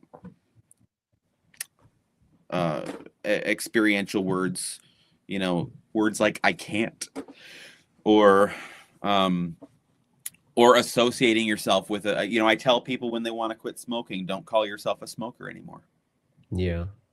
You're not a smoker. You are someone who has smoked. You used to smoke. Things like that. If you're thinking of a lack of confidence or anything like that, think of the fact, word it in a way in your head, and catch yourself and say, oh, I used to be that way. I used to have a lack of confidence. I used to be unconfident, but I used to lack confidence. I now have confidence. And you can even follow up with, I now have this feeling I wanted. I didn't used to feel this feeling, but now I feel that feeling. And so you can catch it in those ways. But the simple act of noticing your breath will trigger your memory to feel those feelings, to notice those feelings, and those thoughts will start with you, the positive thoughts. That's why I like to use the breath in that way, because the breath filters anyway, right? It's a natural Yeah. function. So we filter, and our brains should be filtering, and they do. And so this is a way of associating those two filter functions to be something positive and create the result that you want moving forward. Tommy, you know what I feel right now? I'm sweating. I feel my body really warm. It's like I'm cleansing. It feels like I'm taking out the stuff that's not needed anymore. Yeah. It's just I never had this with my psychologist. I was I remember the first time when I did EMDR, I was just done. I was so sick to the bone. I was shivering. I had fever. It was really awful, an awful experience afterwards. Well, And this feels a lot better. and it's strange to me that that's thought of as being a useful technique for overcoming things, because if you are I'm going to go back to cancer, right? If someone has a cancerous tumor, the object isn't to make it bigger to then make it smaller. The object is to decrease the effect of it, right? And with some of these other therapies, I noticed that it seems like it makes the problem feel bigger in an attempt to make it Mhm. feel smaller, or to take the power away from it. Whereas if we can interact with it in a different way, if we can I think of it this way. When I work with someone on pain, especially, um, I work with someone on removing pain, or overcoming chronic pain. uh, I'll tell them, you know what, let's remove the name pain. Sort of what I did with you. I said, we're going to call it that feeling, whatever that is. And I'll say, we're going to call it the sensation or whatever. And the reason I do this is because if I ask you to tell me what is a triangle, you could tell me exactly what a triangle is, right? It's a shape that has three sides, three corners, right? Corners add up to 180 degrees if we measure those, right? That's, the one thing I remember from high school. And it's very specific. You can create a specific shape to it. And we can get more specific. We could say an isosceles triangle or a right triangle or what. We can get more specific, but that shape, you can tell me what it is. If I instead say, tell me what a shape is, it starts to make you think like, how would I explain this? It takes away the specificity of it, and therefore it takes away the power of it, right? And so if I say, we're just going to call it that shape, well, now that shape can turn into anything we want it to turn into, right? That feeling can now turn into whatever feeling we want it to turn into. And that's where I'm saying the words we tell ourselves create our reality, right? Create the house we live in. True. Yeah. Yeah, I always say whatever you tell yourself, you become. It's the same. Amen. You become what you eat. If you eat junk food, you're gonna get fat. So it's the same if you use toxic words, you're gonna feel bad. Yeah. Exactly. So yeah, I always say that's such a good reminder, and thank you so much for sharing. You become what you say to yourself, and that's people overlook that, and especially when we've been traumatized or conditioned by social media and how we need to behave, how we need to talk. If you're gonna do that over and over again, you're gonna put it in your computer, and you're gonna think, you're gonna act, behave, and you're gonna manifest it. If you talk yourself, I not worthy to make money, you're gonna manifest that. You're not gonna attract money in abundance. So it's really important to change your language. And what I struggle the most, I wanted to change the mind or to change the how I talk, but the fear, the anxiety, and the feelings, the nervous system, I couldn't think. I couldn't change, and the reptilian brain and the cortex, all everything was just. And after the experience happened, if I walked away from a girl, then I couldn't think again. It's like, why couldn't I talk to her? I was there, and still I couldn't talk. I couldn't speak. So I know that I can do it. I know I can talk to her, but in that moment, it's like, just this.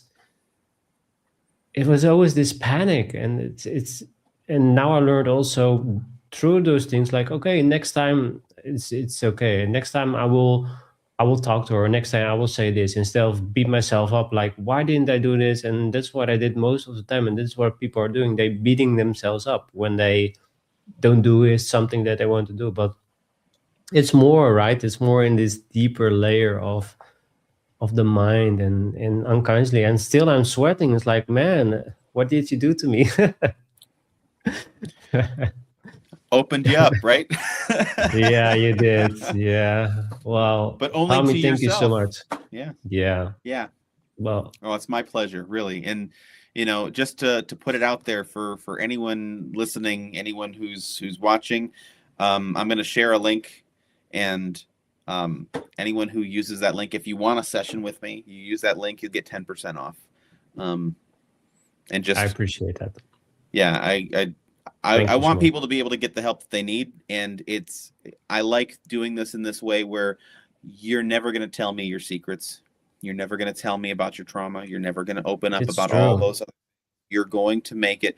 You are safe in the way you do it when you do it this way, because it is for you to witness and experience. It is not my experience.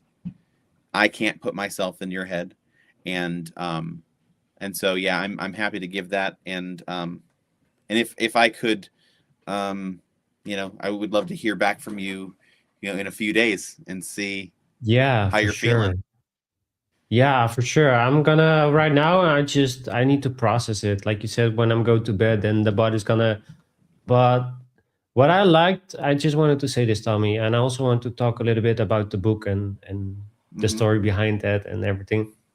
But what I liked about what you did was I didn't share about my traumas. I didn't share what happened. I didn't go through it again, because when I did EMDR, I go through it again. I felt it again.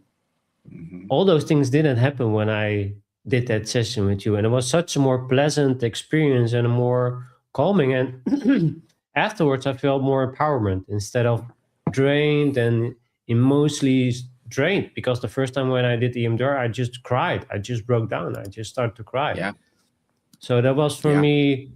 This felt a lot more nicer and to go through it. And plus, I was feeling I was doing it on my own. I was healing myself from within instead of looking at a light and going through Yeah. it. I felt like I was in control of going inward and healing myself. That's what I've experienced right now. No, that's awesome. And I think that's the key right there, like you said, and that's again, Yeah. and that's the difference between typical therapy and what this is, what this can be, because nobody, and there's a fear and a shame associated a lot of times with trauma, Yeah. right? I mean, there's fear, of course, but a lot of times there's shame associated with that. We don't want to be completely open and honest with the therapist about every thought. We're afraid, like, if we express every thought that we had. Now, we hear stories about people being locked up in psych wards for certain things and certain thoughts and whatever, and it's like, am I going to be flagged for this? Am I going to say the wrong thing? And it was just a passing thought, but I don't want to share. You know what I mean? Like, there's sometimes people feel those things, and I'm not saying that it's I'm not saying that therapist is going to be that person to immediately assume the worst and call the authorities or whatever. You know what I mean? But when you can then know that you are not going to throw out whatever words, you're not going to have to verbalize something, some deep held something. You don't have to verbalize that. You always know what you feel. You're not going to lie to yourself internally. Internally, you know what you're feeling. You know what you've experienced. You know what's happening.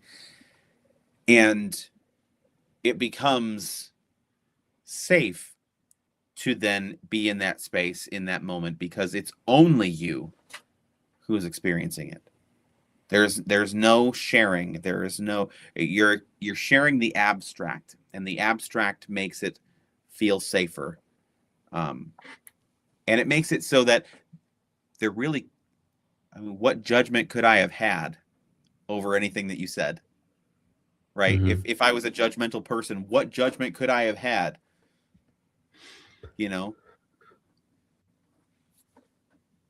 I'm still just blown away, really, really, after what I'm feeling right now. Just, I'm still like sweating. I still feel it. My legs and my body is like, wow, I never experienced something like this before. I'm so grateful that I can experience in it this way as well, even though I also did EMDR and stuff like that. And I'm really grateful for this, Tommy. So thank you so much. Yeah, I'm super grateful. So yeah, the thing that I want to talk about you is the book, because you wrote a book about doing it yourself. You can hypnotize yourself, and I really want to order a copy as well, because I want to read it and give it to other people so they can try it out as well. But you shared me the story with your friend with the candy. So can you share with us that story and why you wanted to read the book or write the book? Well, so the book is called Self-Help No Therapy. I know it's backwards on the screen, but you could probably figure out how to spell it all backwards. And it's liberating your mind through puzzles and stories. And this one's about addictions and compulsions. I'm going to actually do a series of these. So it's not just Oh, going to be nice. addiction. I want to do one for phobias. I want to do one for anxiety, one for, confidence building, things like that. But what I was trying to think of was, hypnosis it's expensive to work with me. I'm not going to sugarcoat it. You're seeing, you can go to therapy for 2 years, spend however much per time you go to the therapist, and or insurance pays or whatever it is. I don't know what it is over there, but it's like $50 per session over here usually, and people go over the course of so many years, um, and they end up spending a whole lot more. Now, I can't take insurance. I can't bill insurance. I can't do anything like that. There's not a way for me to do that. So I know that I'm expensive for what I charge, and that's one reason why I'm giving the discount here. But also, I'm like, I always want to make it accessible for people who desperately need it.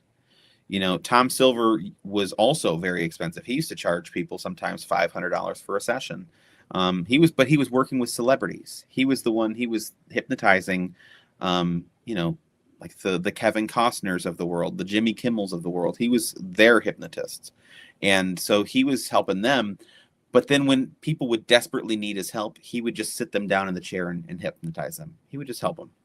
He didn't charge them. If it was like a person who was just completely flat broke and they were addicted to drugs, and they were losing their family, they were losing their house, they were like, I need help, I just don't know when I can afford you. He would sit them down, he would take care of it for them right then and there, and wouldn't charge them a dime.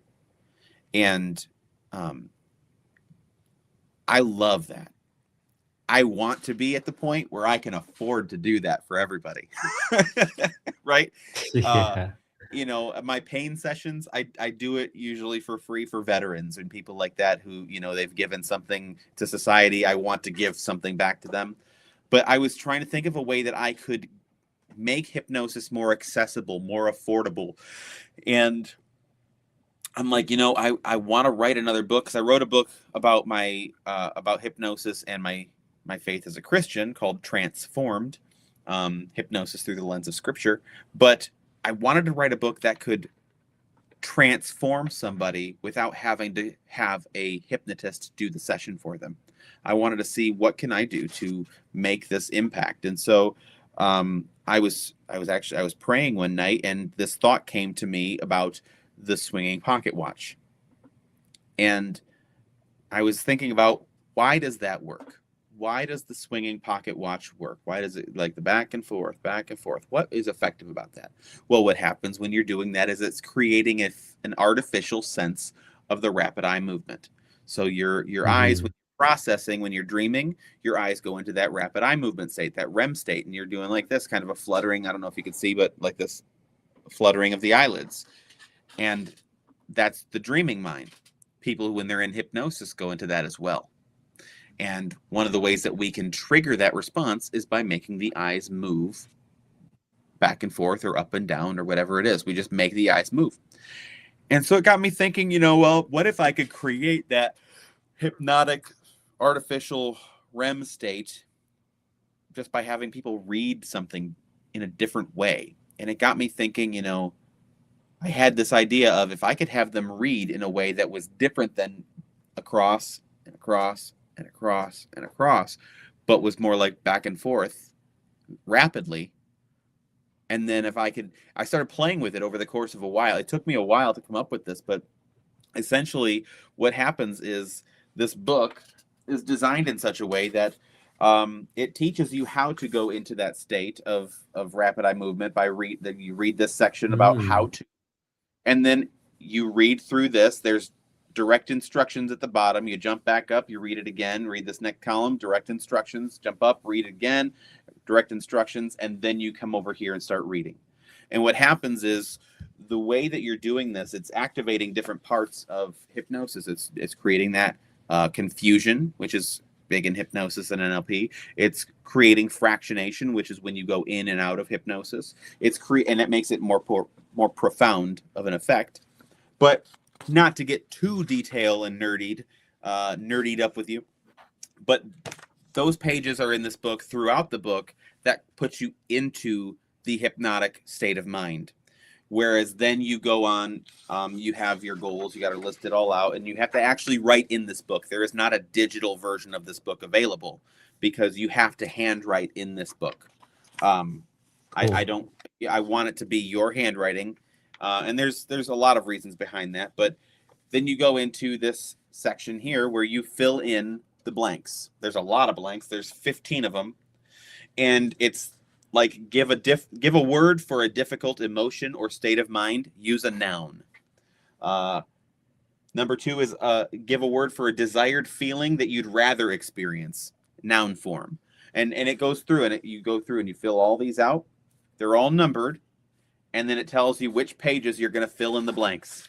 And then you follow those pages. Number 1 here, number 2 here, number 3 here, and you're going to fill in those blanks. It's a process, right? But it walks you through it. And then what happens is it takes about an hour and a half, 2 hours to get through this whole thing all the way start to finish. And you got to do it in one sitting.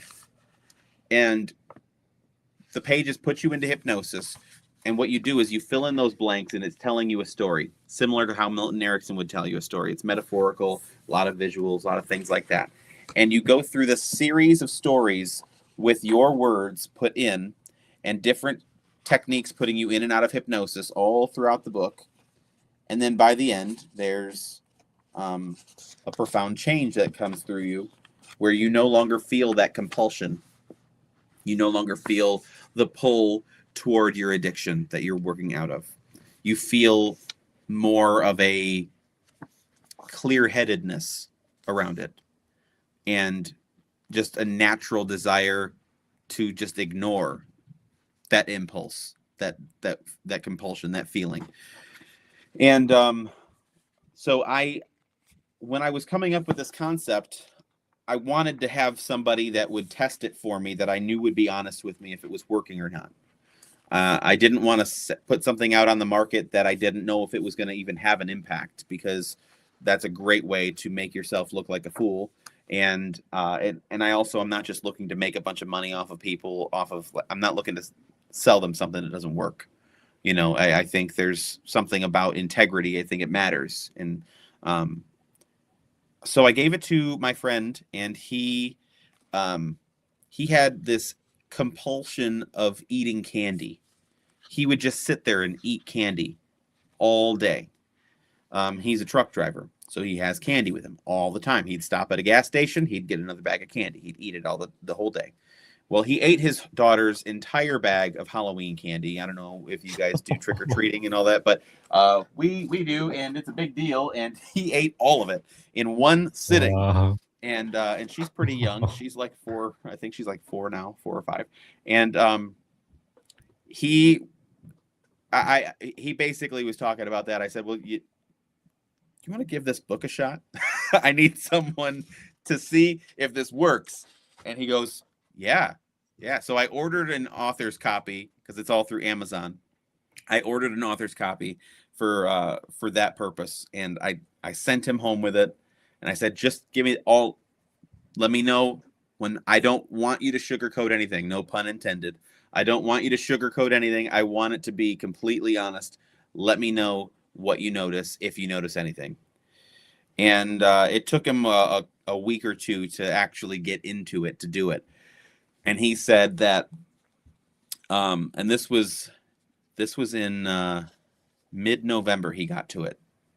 And he said that I messaged him just like a month ago.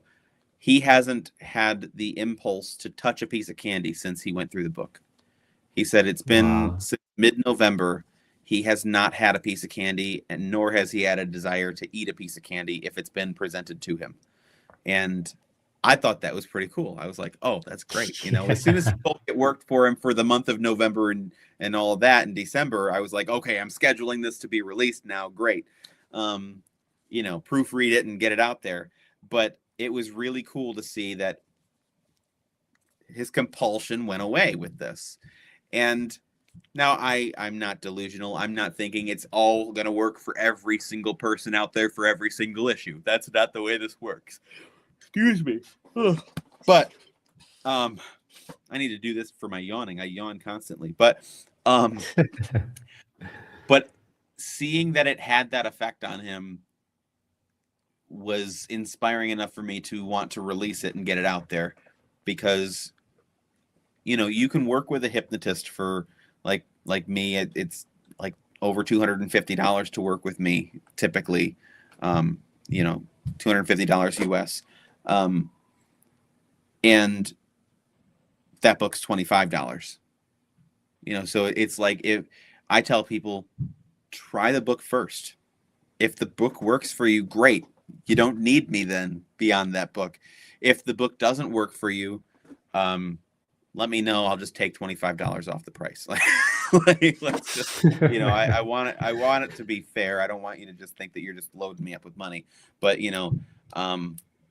but that's. But I stand by it. It's been really cool to see people saying, "Wow, I do notice a difference." So, yeah, it's called self-help no therapy. I'll send you a link. Yeah, for sure. Hopefully it's available on y'all's Amazon. If not, then we'll have to figure something out. Yeah, I will check it out. I will check it out if it's available here. But usually, sometimes what I've noticed with Amazon or another supplier, if you, for example, I live in the Netherlands and I go to Germany, they have it there, so they will ship it from Germany to the Netherlands. So there's always a way. So I will see it's available in the Netherlands. But yeah, it's such a cool story, and that it worked from a book. That's really cool. I never heard. It blew my mind. Yeah. Yeah. How did you feel that in the moment? Like, okay, this is so cool. Now I can do more with this. It made me. It got the cogs in my brain turning more. Like, what else? Yeah. What else could we do? Like, what other ways could we reach more people, and what other ways can we make hypnosis more accepted and more accessible? It's, and there's I mean, a lot of hypnotists, they just don't they know what they've been taught, but they don't really explore it beyond that a lot of times. And I think it's the same with any profession. A lot of people, they learn some skill and then they keep it at that skill and they don't really explore it beyond that. And I see it as inspiring because now I'm like, I just want to take this as far as I could take it. I want to see if we don't know what's possible, then how can we say it can or can't help with whatever else, and so I agree. Yeah. The thing, Tommy, what came to me is when you think about hypnosis, it's about making people do things or like a chicken or forget something, but it's not really like spread out like how to help people. And that's what you're the first person actually, or the second I've been looked for because I was curious. So I found somebody in Amsterdam, but part of me didn't go. I don't know why. Maybe it wasn't the right time.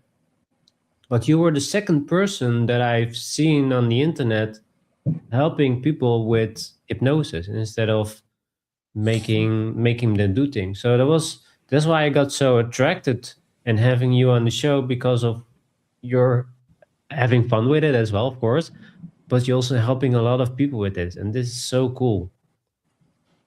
Yeah, and having fun with it, I think, is important too, because Yeah. what better way to showcase the power of your mind to a whole group of people than a hypnosis show? If I can make you forget your name, imagine what we could do with that nasty habit you want to quit. True. Yeah, I was thinking, because I'm also building a course for men to quit porn, and I also want to put the book in there as well. So even though my course is not really working for them, they can still, it will work. It's more like an awareness course, so they can become aware of their habits. But I will also want to give them the tool, like, hey, try this out, try if that works for you. So we will figure something out to make that work. So I can also put your book there and in there as well, so people can check it out. Yeah, that'd be great.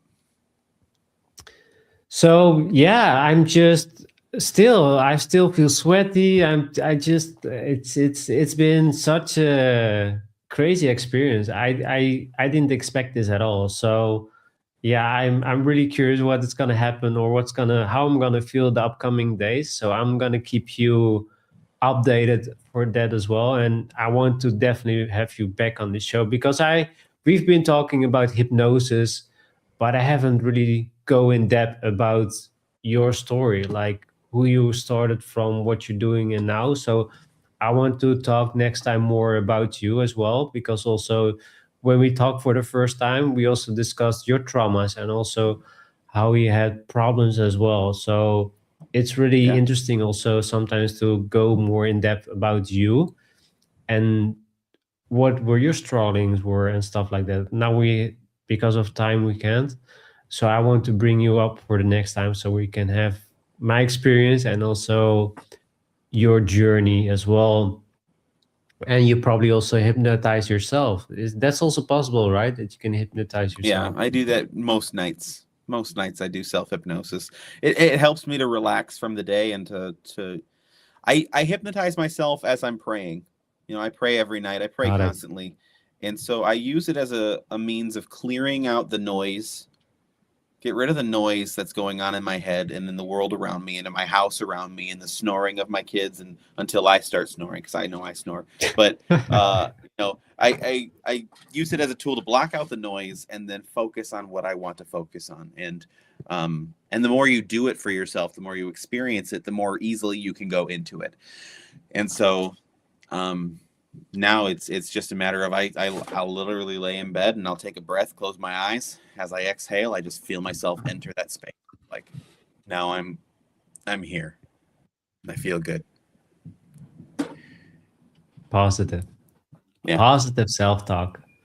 that's right. So yeah, that's it. I'm just like, wow, it's amazing. Even though there were some people were commenting, and I have one more question for you that you might want to answer. It's interesting because I also did fasting as well. So this was the question that I got from Dido Planet. So can you say about this? I think fasting is great. I don't think it has any impact on hypnosis and the ability to be hypnotized or clear out the brain, though. I think if you now fasting is phenomenal for resetting your gut. I love fasting. So Same I here. agree with what they are saying. Um, you don't need to reset your gut to observe base brain function, though. Um, you can do that, and it will help you if you aren't in a state of hypnosis. You're not working with a hypnotist. Um, I recommend it. I absolutely agree. I recommend fasting, but that's different. It is good for your mind to fast. It is good for your body to fast. To what degree, it's up to you. Fasting is more than just depriving yourself of food. You can fast from screens. You can fast from, your brain function is actually going to improve significantly the longer you are away from a screen. Like a phone screen, computer screen, TV screen. The more we can get away from the artificial lighting and things like that, your brain starts to actually function better. And starts to get back to that brain that what do they say the base brain function. And so I think any of that stuff is good advice. I don't think that it's necessary to make the changes that you want to make, and I don't know to what degree it would impact the is it profoundness, how profound the impact is um, of the hypnosis. I haven't personally tested that. I think it's worth seeing. I'm all about exploring it, but in my experience, it hasn't been like something that I've ever recommended someone do leading up to or post hypnosis, um, unless that was the goal, was they wanted to fast and find it easier to fast and have better focus. So it's an interesting comment. Like I said, I love fasting. I think it's essential. It's good. Yeah, I agree. Same for me. I do it from time to time. Also, I listen to the body. If I don't feel hungry or I don't want to eat, I just don't do it. I just let the body. The body will tell me that I don't need it, so I will do the fasting. And sometimes I feel like, yeah, I just want to do fasting because I feel it's needed. And it's really important in today's society that we start listening to our bodies, our feelings, our emotions, and the gut feeling. It's so important, and we just go and work and on the phones all day and Mm-hmm. no intention for ourselves or the heart. So it is so important, and I just love what you do, Tommy. Just it's so cool, and now that I lived it and experienced it, I'm really grateful that we can do this. And yeah, I'm I just don't know what to say. I highly recommend to for people that I'm seeing this, and I can say what I feel, but you have to experience it yourself. So I highly recommend to reach out to Tommy and talk to him and see what he can do for you. I highly recommend it. So I'm really grateful. So thank you so much, Tommy. So before we're gonna wrap it up, I have a question for you. And I always use, or I always ask this question to my guests. We haven't talked more a lot about your life and stuff like that. So my question is to you: what was the lowest point in your life, and what was the most achieving or the most furious moment in your life? You say like, "Wow, this is the best day of my life."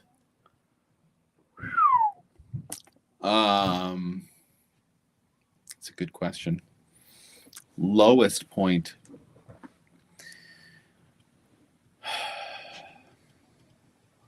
I think the lowest point of my life was I was working for a manufacturing company about an hour and a half from my house. It's a 90-minute drive from my house. I was doing that, driving every day, and it was a company that really did not care about its employees, really didn't value its workers at all. And I heard those words from the CEO's mouth, and just really treated people badly, and I just felt so stuck there. And I don't know if it was while I was there or if it was at the next job, but that started the spiral for me. And I remember just feeling I hit one spot, just before I went into self-employment. It was brutal. It was very dark. Did not enjoy life, we'll say. And I mean, I got out of that and I'm great now. I would say the most beautiful experience of my life, honestly, I think it's been finding my faith, especially alongside my wife. I mean, we've got 6 beautiful kids, and they're all awesome, and I'm so happy to be around them all day. We homeschool, and I'm around them all day, and they're awesome kids.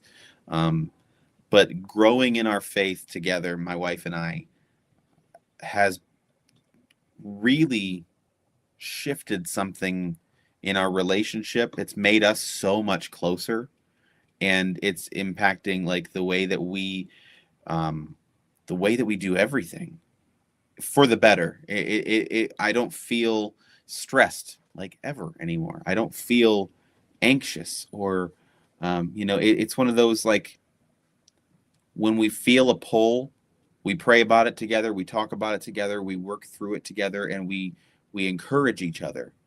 And I didn't have that before. And it's been really, I would say that's got to be the most beautiful experience. That's got to be the one that stands out as like, this changed everything for the better, was the two of us. We actually got baptized together. And so that was a huge, that I would say that's it right there. Wow, that's beautiful. Thank you so much for sharing, especially when you were at lowest point. And I feel like there's a lot of people stuck there, like the 9 to 5. Mm-hmm. Most bosses don't care about you, and you just waste your life away making someone else rich.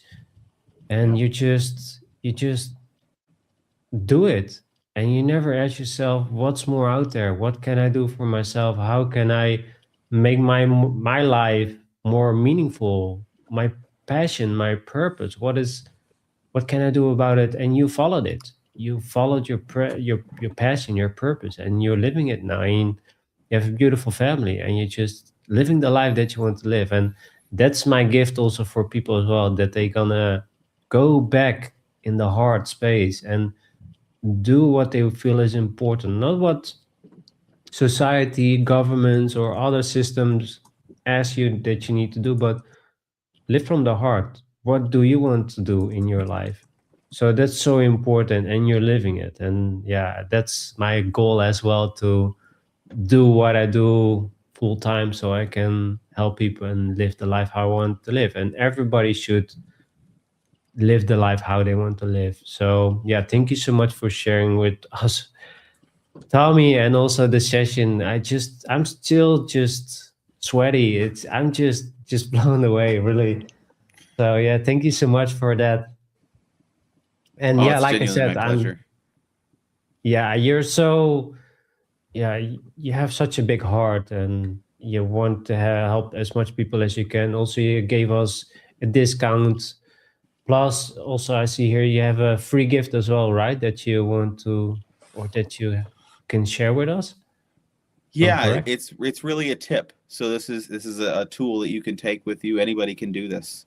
Um, Okay. and and so one of the things that I teach people is something called collapsing anchors. So every experience that you're ever going to experience is a fluctuation. It's going to come in waves.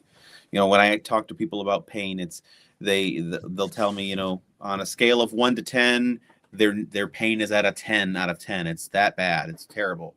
And I'll express to them, I'll say, what's interesting about every experience is how it fluctuates. It's never consistently a 10 for long. It'll move up and down, and it'll go, dip down to, even if it's dipping down to a 9.7 out of the scale, right? It's not much of a dip, but it's still a dip. And what we can do is pay attention. When you notice a feeling that you don't want to feel anymore, when you want to be rid of a feeling, notice the first moment that it dips below where it currently was. You notice that moment and then hold your finger to your thumb like that. And just, or if you can't do that for whatever reason, then bookmark it. Put maybe your tongue on your teeth. We'll work our way back. I Hmm. don't know. Well, something to anchor it. So that's where you noticed it, right? And you close your eyes and you start to notice more fluctuation, and then just start imagining what it feels like to reduce that feeling by about half. We've all experienced what half of a feeling is. If it was a 10 out of 10, no one was born at 10 out of 10 or stayed there forever. Might have been a 5 out of 10 at some point, and your mind can remember that. And if you think about that, you can start to remember what a 5 out of 10 feels like. Like, just think about what a 5 out of 10 feels like. And as you feel that, reach down to that 5, really lock it in by moving down to the next finger. Let that be the new spot where you remain. And then we can go a half again, right? Let's go half again. 25%. 2.5 out of 10. Let's see we know what that feels like. Move it down. When you feel it, move it down. Hold it there. And then we can go 1 again. Half of 2.5. Let's see, that's 1.25. 1.25 out of 10. We can think about that. Move down and hold it there. And when you're finally ready to let it go, and just release it. You could just open your hand and let it go. You could do that with everything from pain. Now, it may not be as impactful as, like I said, working with someone who's like a coach who's actually going to walk you through the step by step, because you may be too close to it. What I do notice, though, is on TikTok, I show those tips sometimes, and I'll have people comment, "I can't believe this actually worked. Thank you so much." So do it, and do it more than one time. Do it for more than just one thing. If you're stressed, do that. If you're afraid, do that. If you're anxious, do that. And just guide yourself down. Notice the fluctuations. It doesn't have to be by half every time. It can be by 1%. You could do this over and over and over and over again, and start to feel that it's just getting down to a more manageable place. Because when you start to recognize the fact that it's always doing this, and then you put a ceiling on it, we lower that ceiling a little more. We lower it a little bit more, a little bit more. Now it's just little movements there, right? And so it's that same principle at work there. And our mind can create that reality for us. And so I wanted to leave you with that, and just see what that does for you. Really, really do that. Sit down with it, close your eyes, and let yourself experience it. That's important. Close your eyes and let yourself experience it. Because your eyes are taking in too much sensory data. And so if you close your eyes, you're removing that sensory data, your brain really reallocates the glucose and lets you focus differently. You start to notice feelings differently, and it lets you control those feelings easier. So just work your way down those fingers as you notice the feeling release. Thank you. Thank you so much for sharing, Tommy, and thank you so much for being here. Yeah, it's just the experience. It's so overwhelming. It's just the feeling and what I'm feeling now, just how I started this conversation with you and how I'm feeling now, it's so different. So I'm really looking forward to share with you the upcoming days how I feel then. But it's been a blast. In the beginning it was a bit like slow, but once we started get things rolling and got more about you and what you're doing, I got more interested because it's a topic that I don't know much about. But you can share it in a way that was really interesting and really engaging, and also plus with this session, I highly recommend, guys, that you, if you haven't, watch it back so you can see the hypnosis and see if it works for you or not. But I highly recommend to connect with Tommy and at least try it or buy his book so you can test it out, because I feel different. I never felt that way from a session. I've been with a psychologist for 2 years, and yeah, I felt better, but not how I feel right now. And yeah, I'm really curious what is going to happen in the upcoming days. So again, thank you so much, Tommy, for your generosity, for sharing your knowledge, and yeah, everything that you do and how you're helping people. I'm really grateful. And yeah, the world is also grateful for you as well. So thank you so much. So how can the listeners follow you and check out your work? Yeah, there's I actually have two websites. I have different purposes for them, but you can go to likeahypnotist.com or you can go to hockeytownhypnotist.com. Both of those are me. I go by the Hockeytown Hypnotist. That's a great way to get a hold of me if you want to schedule a session. Otherwise, I would just say, use the link. I'm going to send over a link later on. Use that link. And there's also an you can schedule a call with me there too. But yeah, I would say use that link. That way you get your 10% off as well if you decide you do want to schedule with me. And that's probably the easiest way. I'm also on, I'm on like Instagram. I don't really update my Instagram or any of that kind of stuff. TikTok and all. It's like a hypnotist is my whole brand. Living like a hypnotist, right? Doing things like a hypnotist. So that's where that comes from. And but yeah, I mean, you can interact with me on Facebook. You can interact with me on YouTube. It's at like a hypnotist. So yeah. I'm all over the place, but I'll send you my my link so that people can get a hold of me, and we'll have a good time from there. Absolutely. Yeah, I will put everything in the show notes so people can check your work out and reach out to you. So yeah, Tommy, it's been really, really powerful. So thank you so much. Is there anything you want to say before we're gonna go off? I would just say, just understand that your mind is a far more powerful tool than you even realize it is. You can create reality out of fiction. And so be careful what you put into your mind. Be careful what you are willing to accept. And if you find yourself getting worked up, getting emotional, take a breath, because your emotions are controlling you. If I can get you angry, I can control how you react. I can control what you do. If I can get you worked up, I can control you. And that's how we get controlled, by outside sources. That's how people that you would respect could say horrible things online sometimes. We get worked up, we get emotional, and you don't want to be that person. It's better to keep your mouth shut and be thoughtful than to open it and remove all doubt, right? And so don't let your emotions manipulate you. Don't let other people get your emotions worked up, because then they get to manipulate you.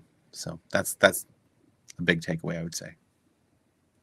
Yeah, for sure. Yeah, the thing that I wanted to add, and I can speak from experience, I had the same. Sometimes when I upload a video on YouTube and people were commenting negative, I get these triggers. Like, I had the feeling that I need to say something back or fight, but then I just let it be. It's like it's their gift to themselves.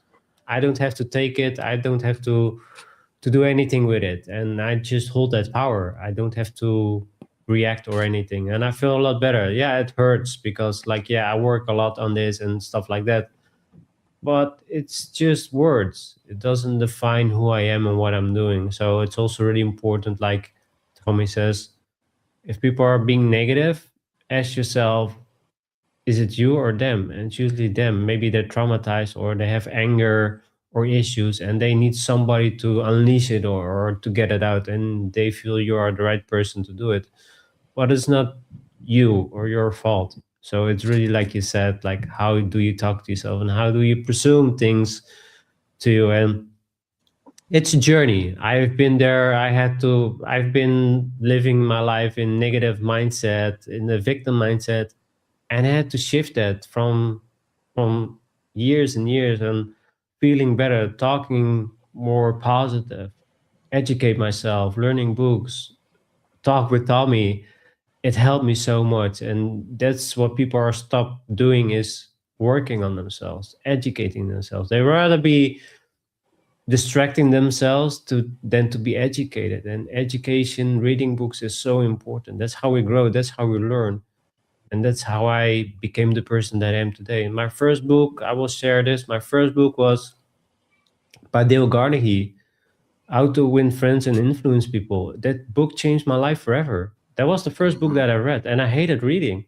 But that book really, I told myself once I finished that book, I said, I'm gonna never gonna stop reading books. I'm gonna read books as much as I can, because I learned, and still it became a trap as well, because I believe if I learn so much, then I'm gonna be unbeatable, or with women or business. First, I'm gonna read this book about business again, then I'm gonna take action. But I also learned you also have to take action as well.